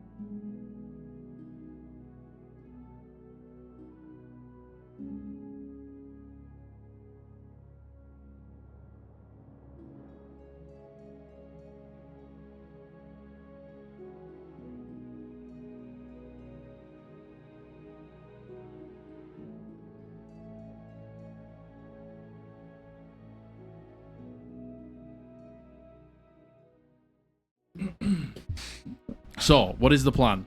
As we kind of get out the room, and kind of leave the building, that was Adam. You know, that is not what I expected. No. Uriel was also not what I expected. They were both wonderful. I'm so proud of him. He's so gentle, despite it all. I knew he would be. He's kind. And Uriel, for you? Enlightening. Yeah, something like that. I'm glad we didn't have to go to Bastion right now. Yeah. You think we even could? Physically, yeah. Again, I do think there is something more to this. I think tonight, if you are able, I will take you up on your offer to speak to somebody from there. We have a day ahead of us, but I'll try and hold back. Don't. If we have to do it tomorrow, that's fine. But if you are able. I mean what I said about when we talk to Falco, if depending on what he wants from us, I think Adam is, and Uriel, a huge priority. Thank you all for being kind to him, for being open-minded and approaching that with an open heart. Of course. I mean it. It means a lot to me that you spoke to him with such kindness. I can't help but care for him. I want to. Me too. And he makes it easy. So. It means a lot. I'm just glad he's got a bit of peace of mind now, at least. Yeah. You know, hopefully that'll stop the outbursts, which will slow down the deterioration. It'll just help all around, really. He said it was a darkness. Well, Uriel said it was a darkness that shoved him out. Mm. Do you think it has anything to do with the Dancing Devil, with the Lady of Shadows, He said with it the was, Saints? He said it was different from what he fought before. You seemed like you meant that too. I can't help but think it has something to do with what's happening with Ranga's father. Not that I think that the doctor necessarily has anything to do with it, but if a new kind of darkness is appearing and we're seeing it here, Yeah. it seems odd that it would be a coincidence. And what? That's 3 out of the 5 Kennial powers? Is that what Kenial, yeah. Kenial powers? I mean, I think we've got all 5. We know something's happening with the Seelie and the God, we do. Unseelie. God, we do. What are the chances of that? All 5 of them suddenly being talked about across Farrahdor, appearing in Farrahdor? I can't help but feel like the chances of all 5 are better than the chances of just one. Yeah. Almost. It seems like there's something bringing them all back. Do you think it's the Saints? Do you think it's something to do with their ascension?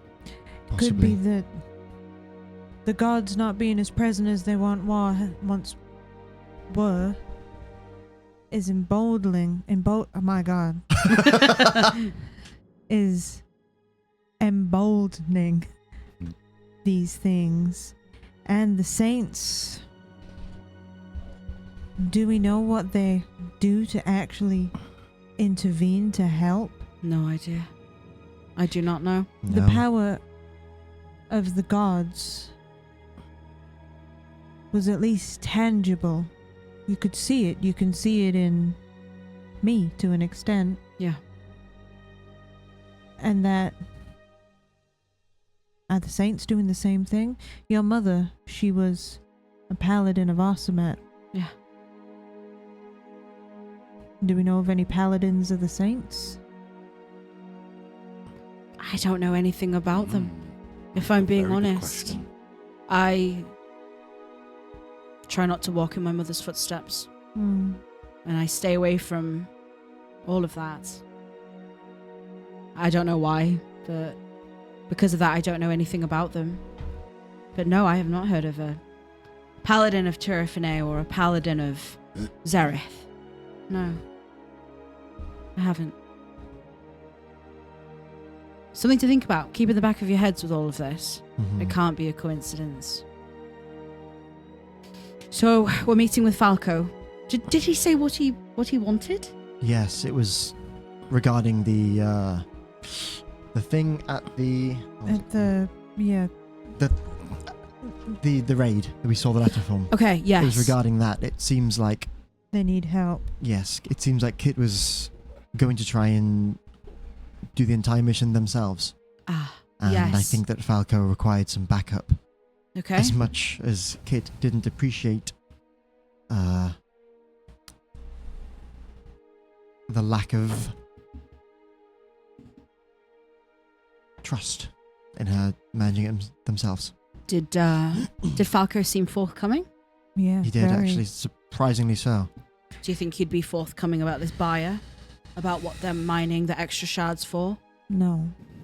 I think he was forthcoming because we had a letter. Mhm. We had prior knowledge. He couldn't take that knowledge away from us. And he saw that we needed something. Mm-hmm. I don't suppose he would tell us all of his plans. But if he did tell me that he would tell me about Cassius, which is one thing, Okay. but he didn't seem to have a high opinion of him, so that might not be much skin off his back. He seems like a shrewd businessman, if anything. He'll be forthcoming if we're forthcoming, and that behooves him. Did he speak anything of the doctor? Of Yeah. Alaric? Yeah, Okay. he also didn't particularly approve, but he didn't. He's fine with the Ica. He understands that the people here need it. Dependent on it. Yeah, and he understands that people here have a dangerous and difficult life, and sometimes the Ica can be the difference between life and death of one of the people working, but it didn't seem to have his full approval. It seems that he would just not making any steps to stop it, but perhaps would sooner it wasn't. A necessary evil. Yeah. Alright, well, we use all that information. We try to get as much out of him as possible. And then we decide which side of the peace match we land on, I guess. Are we going to help Kit? I feel like I'm leaning more towards this side the more we learn. Yeah, Yeah. no shit. Perhaps as well, if we help Kit, they can put us up somewhere just for the night down here Yeah, that we can put Adam in. yeah. It Yes. seems like they have ties to the Slick Whistle. Is that the one that you're... Yeah. Yeah. I feel like if we ask them for somewhere to stay, it will be there. Okay. We can. You can go in a disguise, or I can put the hat on. yeah. You can. Face it when you're ready. Okay. Alright, well, where are we meeting them? Slick Whistle, but in the cellar. We don't have to go into the actual. Alright. We made Building. sure that the proprietors will be scarce and that there was an alternate entrance. They work closely with them. Yeah, I think so. It seems like they run their operations out of their basement. Alright.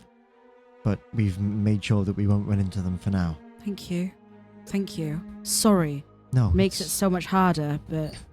It's No, it absolutely doesn't. fine. Alright. Alright. Let's go. I'm going to, as we leave Adam's place, rather, I'm going to leave Dusty there with him. And I'll just say he's going to stay here for now to keep you company. He might... I'm going to wait till like everyone else leaves and just... He might sit- shit on the floor. Stick back a second. He might need to leave at some point tonight if I need him, but Mm. I'm going to try and leave him here to keep you company until we return. Okay. He's cuddly. He is cute. He likes a cuddle. We will read together. Yay. He likes leave? He likes when you read to him. I can read out loud. I can do that. And Good yeah. idea. Then I leave. Yay. Okay, so you head to the basement of the Slick Whistle. You head around the back into the same alley that you saw. Is it like 4 p.m. now? Yeah, we'll say it's 4 p.m. now. Miles. And you head up to the basement door.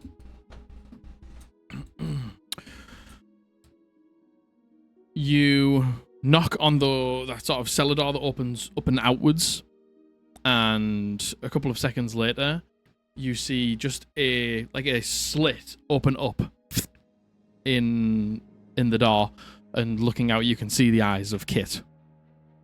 And they see you two, and then remembering that you two came later, they close it back over and open it up. And as it opens up, there is a stale smell of alcohol that instantly wafts out of here. But there are some steps that you head down into a candle-lit underneath basement of a pub, a tavern. You can hear a lot of the noises going on upstairs. Down here, there are kegs and bottles and racks of alcohol and stuff like that. But there are a number of people down here who are talking and planning and looking at maps and looking at checklists and going through crates, and everyone's doing something apart from Falco and Kit as they are waiting for you. Roughly how many people are down here? There's maybe like 100? No, not many. Maybe like 7 or 8 people down here. Okay. But as you head on over to Falco, I reach out my hand to shake it. you see him again, that like completely white hair that's like shorter on the sides and slightly longer on the top. It's obviously a little bit bald at the back, but that closely shaved white beard with the like tweed jacket on with the elbow patches and the corduroy trousers and the nice smart set of shoes. He's wearing it, even though it's probably a little old now, but he wears it with pride. And he reaches out his hand. Thanks again for coming back. No, thank you. That letter you gave me to help with Foreman Gissing. Yes. You were right, I wouldn't have gotten audience otherwise, so thank you. I do appreciate that. 'Tis the least I can do. We had to leave in a hurry, so he may be a little confused if he does mention us, but He'll be fine. I got what I needed. Good. The last time we were in the I'm glad. basement of a pub, it had 100 barrels of Yeah. gunpowder in it. And they're still there, Yeah, baby. we didn't even do anything about it. Okay. Now, I completely understand if you hear what I've got to say here and do not want to take us up on it. But I just want to let you know what is at stake. Mm-hmm. What all ears? It's a complicated situation. This peace march is for me. They want you specifically. They want me. You're the head of Korea. I'm the head of the Kavir movement, and I am the one who made the deal, who has taken the power away from them, and they don't like that. They don't like that one bit. They dislike us having our own autonomy, making more money than they think we should, and being able to control ourselves. They want to find me, and they want to find out who I've made this deal with, and they want to break it down from the inside. That's what the Peace March is really for. A display of power, but the ultimate goal is to find me. Doesn't sound so peaceful when you put it that way. Well, I think a lot of the peace broke down after the last event that they tried to do, and well, they would resort to violence to find you. I think if they knew where I was, or knew somebody who knew where I was, they would probably resort to violence to get that out of them. And every single person in this room they wouldn't give you up. No. Would every single person in this room know where you are? Not if what we carry out tonight is successful. Okay. Within the shipment tonight is an object that will be able to hide me from everyone. A magical artifact. Not so much a medical artifact, but Kit will be the one that has it, and then Kit will be the only one who knows where I am. And Barradin is the one giving you this item. Barradin created it, yes. Why? Why? That is one piece of the puzzle that I am struggling to understand myself. As this... Barradin has told me not to worry about it, which makes me worry. Yes. He's getting compensated from a third party here. And you don't know this third party? I know that it's called the Crimson Coin. The Crimson course it is. Coin want you to be protected. The Crimson Coin, above anything else, dislike the Equitus Circle. Anything that disrupts the Equitus Circle's every day is a win for the Crimson Coin. We've heard of this group. And how are you disrupting the Equitus Circle? By taking this deal, the Equitus Circle, I don't have a problem with, but their plans haven't extended down here.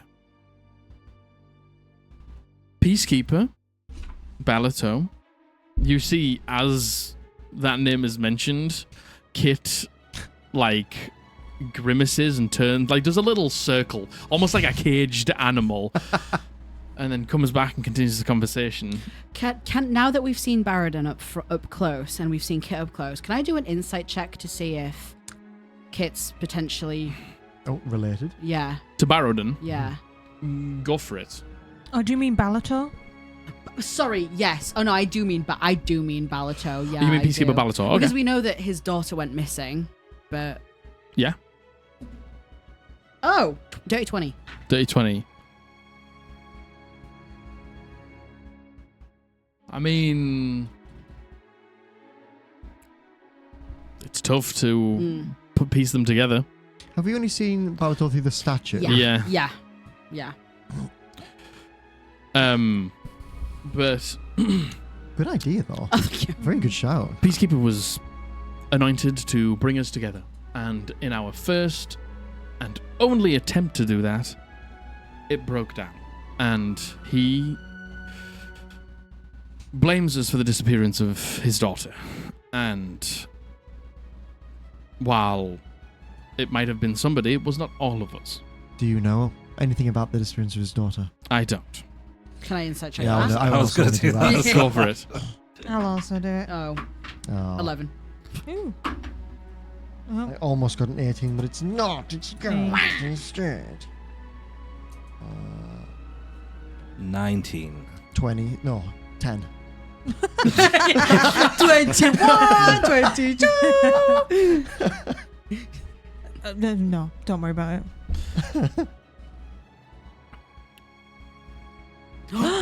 Secrets. spot. Oh my goodness. Oh my god. Oh my goodness. So, why doesn't the Equitus Circle intervene? It doesn't seem like there's much in the way of equity if they have so much and you have so little. Well, that was the point of Peacekeeper Balato. He did once, I think, believe in bringing us together. But after the loss of his daughter, I think that has fallen by the wayside, and his hatred for the people of the Mist has risen. And are you under the impression his daughter has truly just been lost or she's dead? I don't know. What I care about is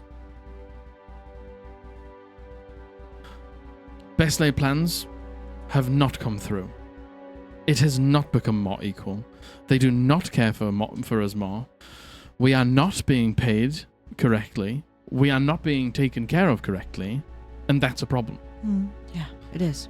That was everything that we were promised. And sadly, because of this first event, that has all gone away. And now the Equitus Circle appointed him because they genuinely believed that that was the case. And now there's not a huge amount they can do until somebody else is re-elected. Could there be the people that you've made the deal with? Could it be that they intervened to create this fortuitous situation for themselves? I think that they leapt on an opportunity. And I care about one thing and one thing only. And that is the people of the Mists. That is the people of Kavir. For them to have their own autonomy, for them to be paid a living wage, for them to be able to survive doing the jobs that is necessary for the people above them to profit off, they should be compensated. And they were not. And this deal you struck up, purely money? Purely money. And you believe that it's a true and fair deal? I think it is an unimaginably good deal for us. But why? The people of the Mists are being paid more than they've ever been paid before. And why? Why is this buyer so interested in what you have? The shards, I assume. He, laughs a little bit. I don't ask questions that I don't want the answers to. Wise. I care about the people in this room. And I care about the people who go out into those fields and put their lives on the line. That's what I care about. So you trust this buyer? No, I don't trust anybody. I trust the people of the Mists. They are profiting. They are being given a choice to do what they want to do now. Because everyone down here is having a more lucrative situation. If you don't want to go out and risk your life in the mines, then don't do it. But we are able to afford them that luxury because of the money that we are receiving from the buyer. Out of curiosity, who's next in line after Peacekeeper Balato, if he were to disappear? I don't know. It'll be another election. Sorry, no. Have you considered hiding up there during the peace march? Well, it may be something I will consider if you are not successful. Who's after you, Falco? If we do not get this artifact. He looks sort of to Kit. Right. I don't know. And let's say that you aren't found. We are successful, then what? Business as usual. We keep going on. We keep profiting. Will they rest Yeah, would Up they not just there. try again? without you? There's something to be said about a organized peace march that we have had time to prepare ourselves for, and an unwarranted invasion. They want nothing to do with us for 99% of the years that go by down here. So if they come down here and try to make this place their business, the people of the Mists will fight back. But would they come down here and make it their business? And would the people of the Mists have to fight back? I don't think we're there yet. Okay. We're starving them out now. Well, let them starve. They need what we have got. And until they come to me and tell me that they're going to offer me exactly what this person has offered us, I won't take the deal. And that's just how it is. I think that's fair. I think all of us here, having spent some time here, can more appreciate the plight of you and your people. And Yeah. I think rising up against tyranny is a good thing. I think my friends and I are concerned. There seems to be strange things in motion, and that concerns us with the people who you've struck the deal with. Is there anything you can tell us about them? I understand if you can't or you don't feel like you want to, but who was their ambassador? What type of person were they? He waits 1 second and then he shakes his head. No, I'm gonna be honest with you because I need you to do this for me. And the only way that we have a two-way street is if you know what you're getting yourselves into. You've already mentioned him. Cassius. Yeah. Did he wait as if he was listening to something in his head, maybe?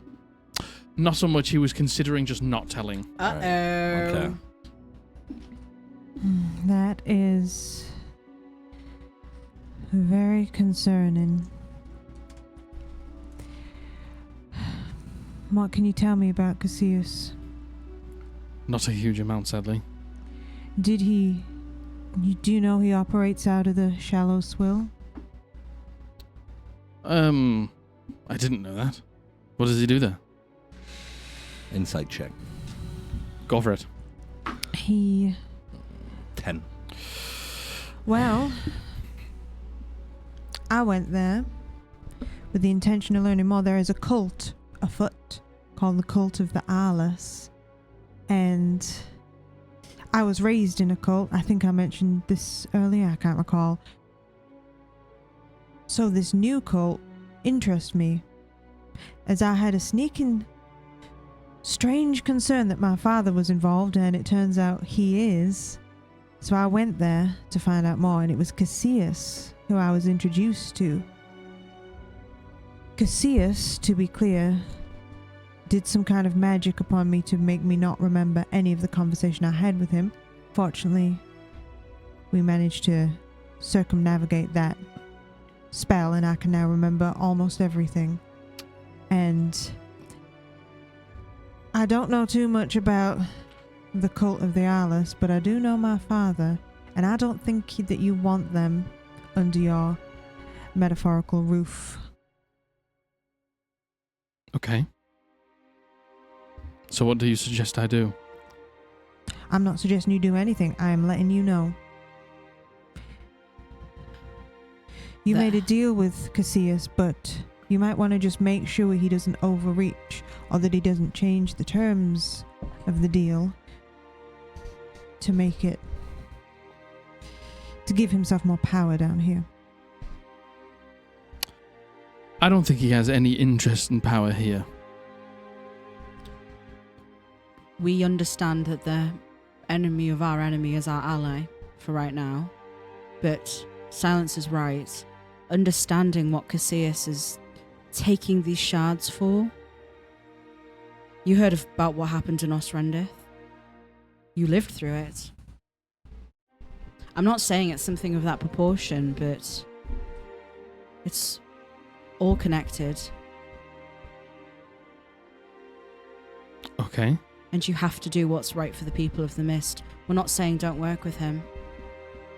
But it would be good if you had an upper hand in knowing what the fuck they were being used for.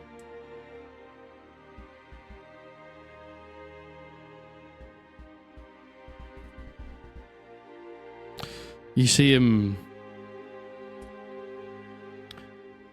think.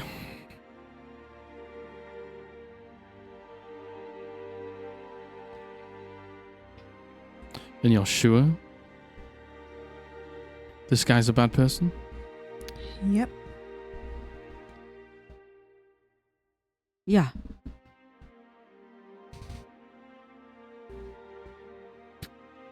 Good and bad is subjective, depending on which side you stand on. But if Silence says so, then I agree. As do I. You She know, knows the best. I ain't ever heard of a cult that's good. And we're not saying cease negotiations with him. Simply find out more information. Because what could be good for the people of the Mist right now might not be good for the people of the Mist forever.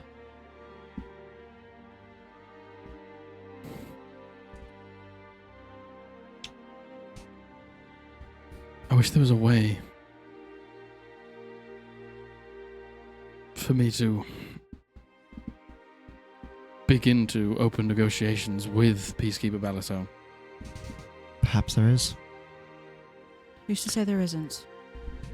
If he is that bad, and you're right, I've lived long enough to understand that short-sightedness is not the way. Sometimes it's the only option you have. We understand that. Cassius is in cahoots with my father, and I know that my father would certainly not have an issue with kidnapping someone's daughter to meet his own ends. And worse. and worse. Well, that's something we're going to have to consider. He looks over to Kit. Maybe the chokehold has been long enough for them to understand our value. I will have to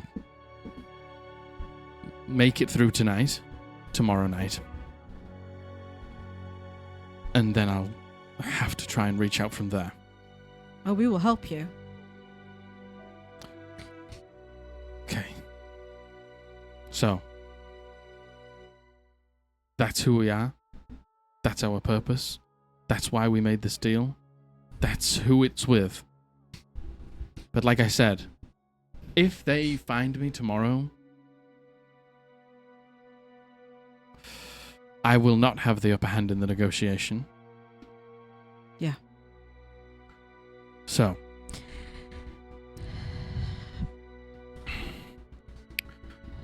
you're heading to the Becton complex.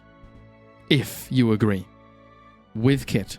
And what can you tell us about this place? It's highly guarded, but there will be one container unit that every time we've done a deal with Tanto, there's something different about the thing that we need to collect. Usually the container has red letters instead of black. You need to get in there. You need to find a vehicle. You need to locate the shipment. You need to get it out, and you need to bring it back here. It has a lot of protective gear for the people who are harvesting the hearts. Not just the heart, but the marrow, the bones, everything like that. It has a number of weaponry for tomorrow in case things do get violent, and it also has something for me. Yeah. Okay? Mm. And you say we need a vehicle to get it all out. He turns and looks to Kit. You just need to watch Kit's back, because Kit can hotwire something. But he puts his hand out. Kit isn't the best talker. What? Fuck off. So, you need to go in there with confidence, tell them that you're there to pick up a shipment of protective gear, and make it convincing, and steal some uniforms, and get yourselves inside. Locate the container, attach it to the vehicle, and drive on out of there. Okay. It's not the most complex plan, but it's not the easiest to execute. Okay. All right. So, you want that from us? We have things that we want to. Okay? The first one, we have a friend here. His name is Adam. I mentioned him before. He needs protection. Remember we wanted to talk to Gissing about the big blue man. Yes, the one that was able to touch the shard. Yes. Oh, yes. Yes. I've heard of him. He needs protection. We're going to buy him, we hope, a nicer place down here. Okay. Contrary to what Caligo might tell you, there are actually some nice estates here. I know. He means a lot to me, and I want him to be comfortable and happy. I can put in a good word and get you maybe a decent deal on something. And I he's looked appreciate that. after. He's watched. Protected. Okay. And the hospital, Dr. Rel, that's protected too. And Iker is given to him, if free and available. Well, look, I do not have a line to Elric. He just operates down here and is a necessary evil. But I will say, I have been wanting to get the people who are working in the fields situated and paid properly. But now that they are set, I would like to begin to funnel some money into Rel's facility. He's a great man, and he does it completely off his own back. So I would love to be able to fund, to maybe raise some money to make it a proper establishment where... a proper hospital. Yeah. Anyone else? Well, speaking of the doctor, not Dr. Val, the other doctor, we need to infiltrate his base. He's holding someone hostage, and we need to get them out. Is this Ulrich? No. Yeah. Oh, Yes. yeah, sorry. He's got a hostage? He probably doesn't think of them as a hostage. He probably thinks of them as a patient, but... Okay, well, that's not good. No, we need to get under there, so... I understand that you might not be able to personally help so as to not, if something goes wrong, disrupt the equilibrium down here, but any advice, any knowledge you have of the location, anything, information is what we need. You hear Kit speak up. I can get you in. You can. Yeah. You've And I've been got there the lads before. who work at that factory. All right. Right, Okay. good. That'd be pretty helpful, yeah. Have you been there before? Yeah? Do you have maps of the place? Anything like that? Oh, fucking map. I got a memory. Alright, Very I know well. how to get in. I know some people in there. And you'll get us in there. I'll get you in there if you help me with this tonight. yeah. Ah. I'm willing. Well, I guess I'm in. Well, last one from me. You're operating here. The people who own this place. Yeah. Maria and Oscar. They know about this. They're Yeah. in. And you'll protect them too. Yes. I need you to understand. I was born here. I've seen the disconnect grow. I've seen them forget about us from their memory. I've seen them believe that they own us. I've lived through every second of it. If you live down here, I believe in you. If you live down here, I care about you and your life, and that it should amount to more than it currently does. So Maria and Oscar, family. And you don't tell them I'm here in particular. You He haven't like met me looks- tonight. He looks like a little confused. That's fine. That's it. Abigail doesn't recall if I did this last week. I meant to, but apologies if I'm doing something a second time. I'm going to ask for the hat of disguise from whoever has it. And I'm going to put it on, and I'm going to say, have you ever seen this man at all? And I'm going to transform into my father, little shorter than me, 6'2". Smidge. Yeah. Fucking Same size as smidge you. of a So man. as me. Yeah. Yeah. Blonde hair. Baby. It's the 5'3" girl. Golden eyes. Again, similar kind of, not exactly the same, but sigils across his face. Top of his arms that you can see, but that's it. Oh, Raphael! He like has a good look. I have never met this man. Good. Inside check. Go for it. Oh yeah, good thing. I'll do the same. Hey, this is... And I was like, nice. you didn't- Oh, nice. Oh, I only got a 15. I got a That's pretty good. 24. He's telling you the truth. He has no clue who this guy is. You never roll a 19? Oh. If you see him, please tell me. Okay. Thank you. Alright, well, I guess we'll, where do you want to meet up tonight, Kit? Just come back here and just wait outside. We'll head up together. What Alright. time? We'll probably need to go in about an hour. All right. And anything we should know before we set off? Any preparation we need to do? Yeah, don't fuck it up. Oh. Right. Okay, Right. well, I'll try and prepare for that. Good. I roll my eyes. Well, Just- sounds easy enough. Don't be fucking weird and nervous and stuff like that. Oh, Nervous, I can not do, but weird, I'm not sure that I can.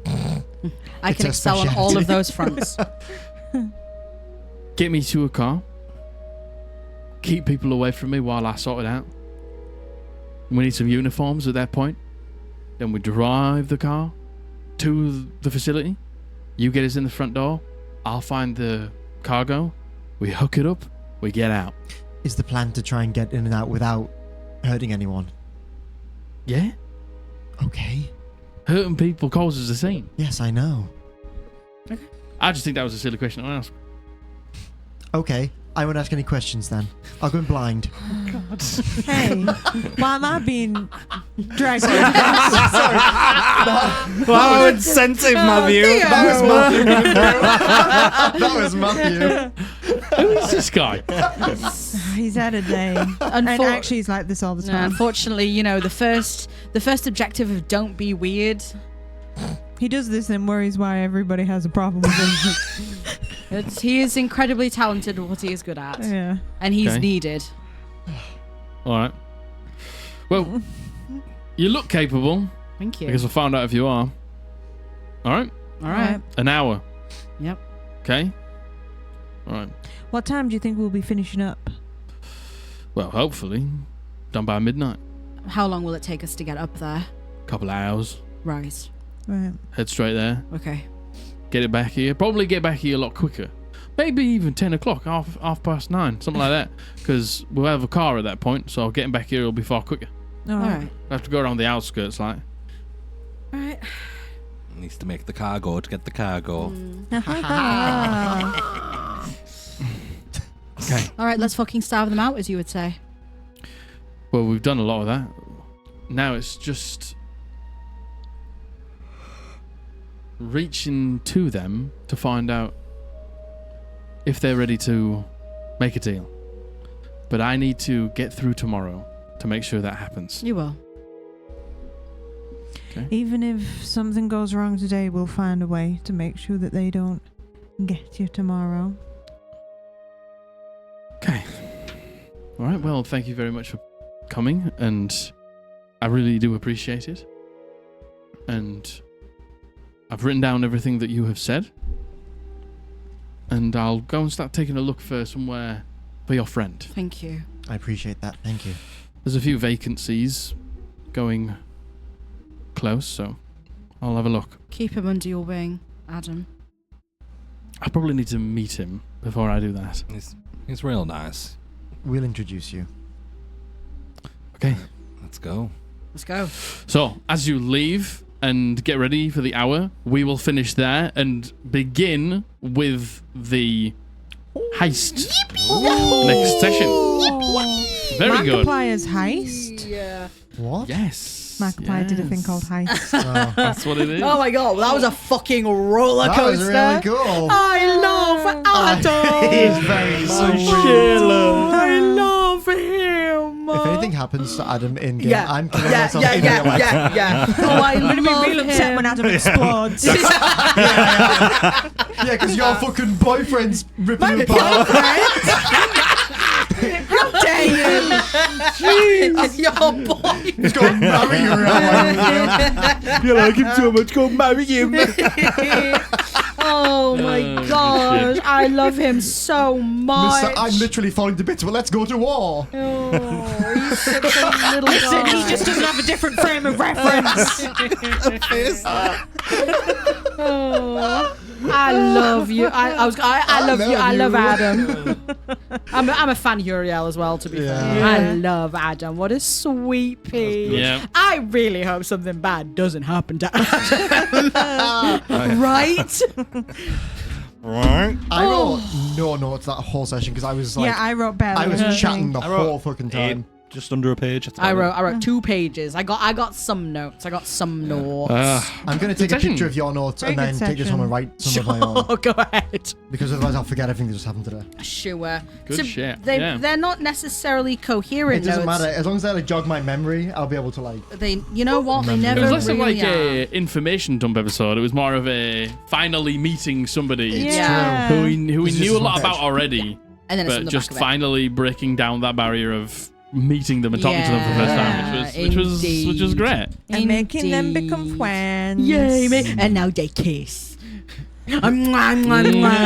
Yes, the month-year-old boy and the 1,000-year-old. I'm Stephanie Mayer. The 850-year-old archangel. No. One bed trope, literally. One body trope. One body. I Oh wonder how my old he god. actually is. Who?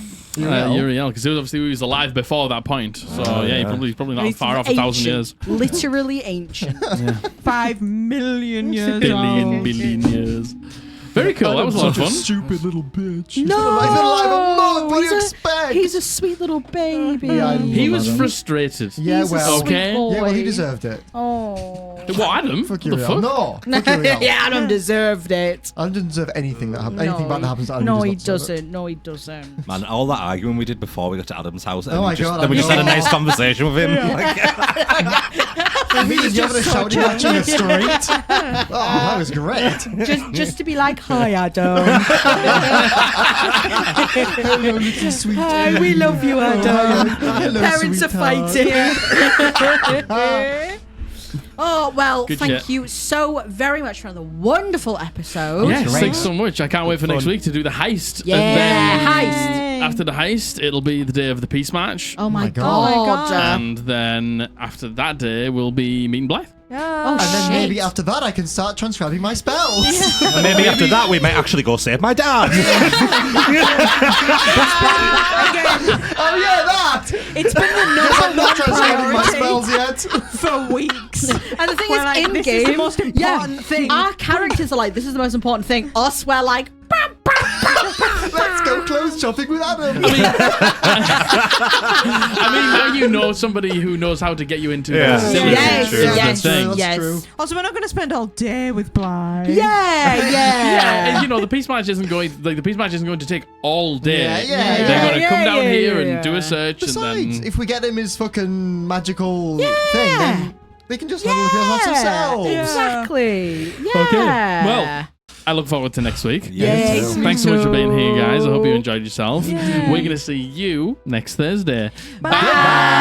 Bye. And once again, another huge thank you to our patrons and our YouTube members, and a huge shout out to our entity tiers. Hoobs, Ariel, Tula, Runarian, Arkham Labs cosplayer, Maddie, Luna, Teddysaurus, Caspian, J-Spot TX, Ultrafail, Dallin M, Sleepy, Joe Dragonlord 2, Alistar, Lawkeeper Society, Ricky B, Catherine, Fowskin, Azuriel, Panda Queen Plays, Xylo Boy, Lucas Iapetus, Luna River, Crestamancy, The Tacos Are Here, Hairy Godfather, Rainanana, Scrimbles, CJ Chantel 1313, Keplin 1000, Pretend It's You Ace, Leaxel, Dana, Captain Hades, Sloby1, Amelia A, Rebecca K, Banoffee Spy, Tears of the Sun, BH, Crumley, Dink Twin, Light of Hearts, Nathan W, Timbo, Melosaurus Rex, The Nerdy Dreamer, Stephen R. Simple Gin. Thank you all so much for the support. You have no idea how much it helps. And if you too would like to become a patron or a channel member here on YouTube, click the link in the description or the join button down below.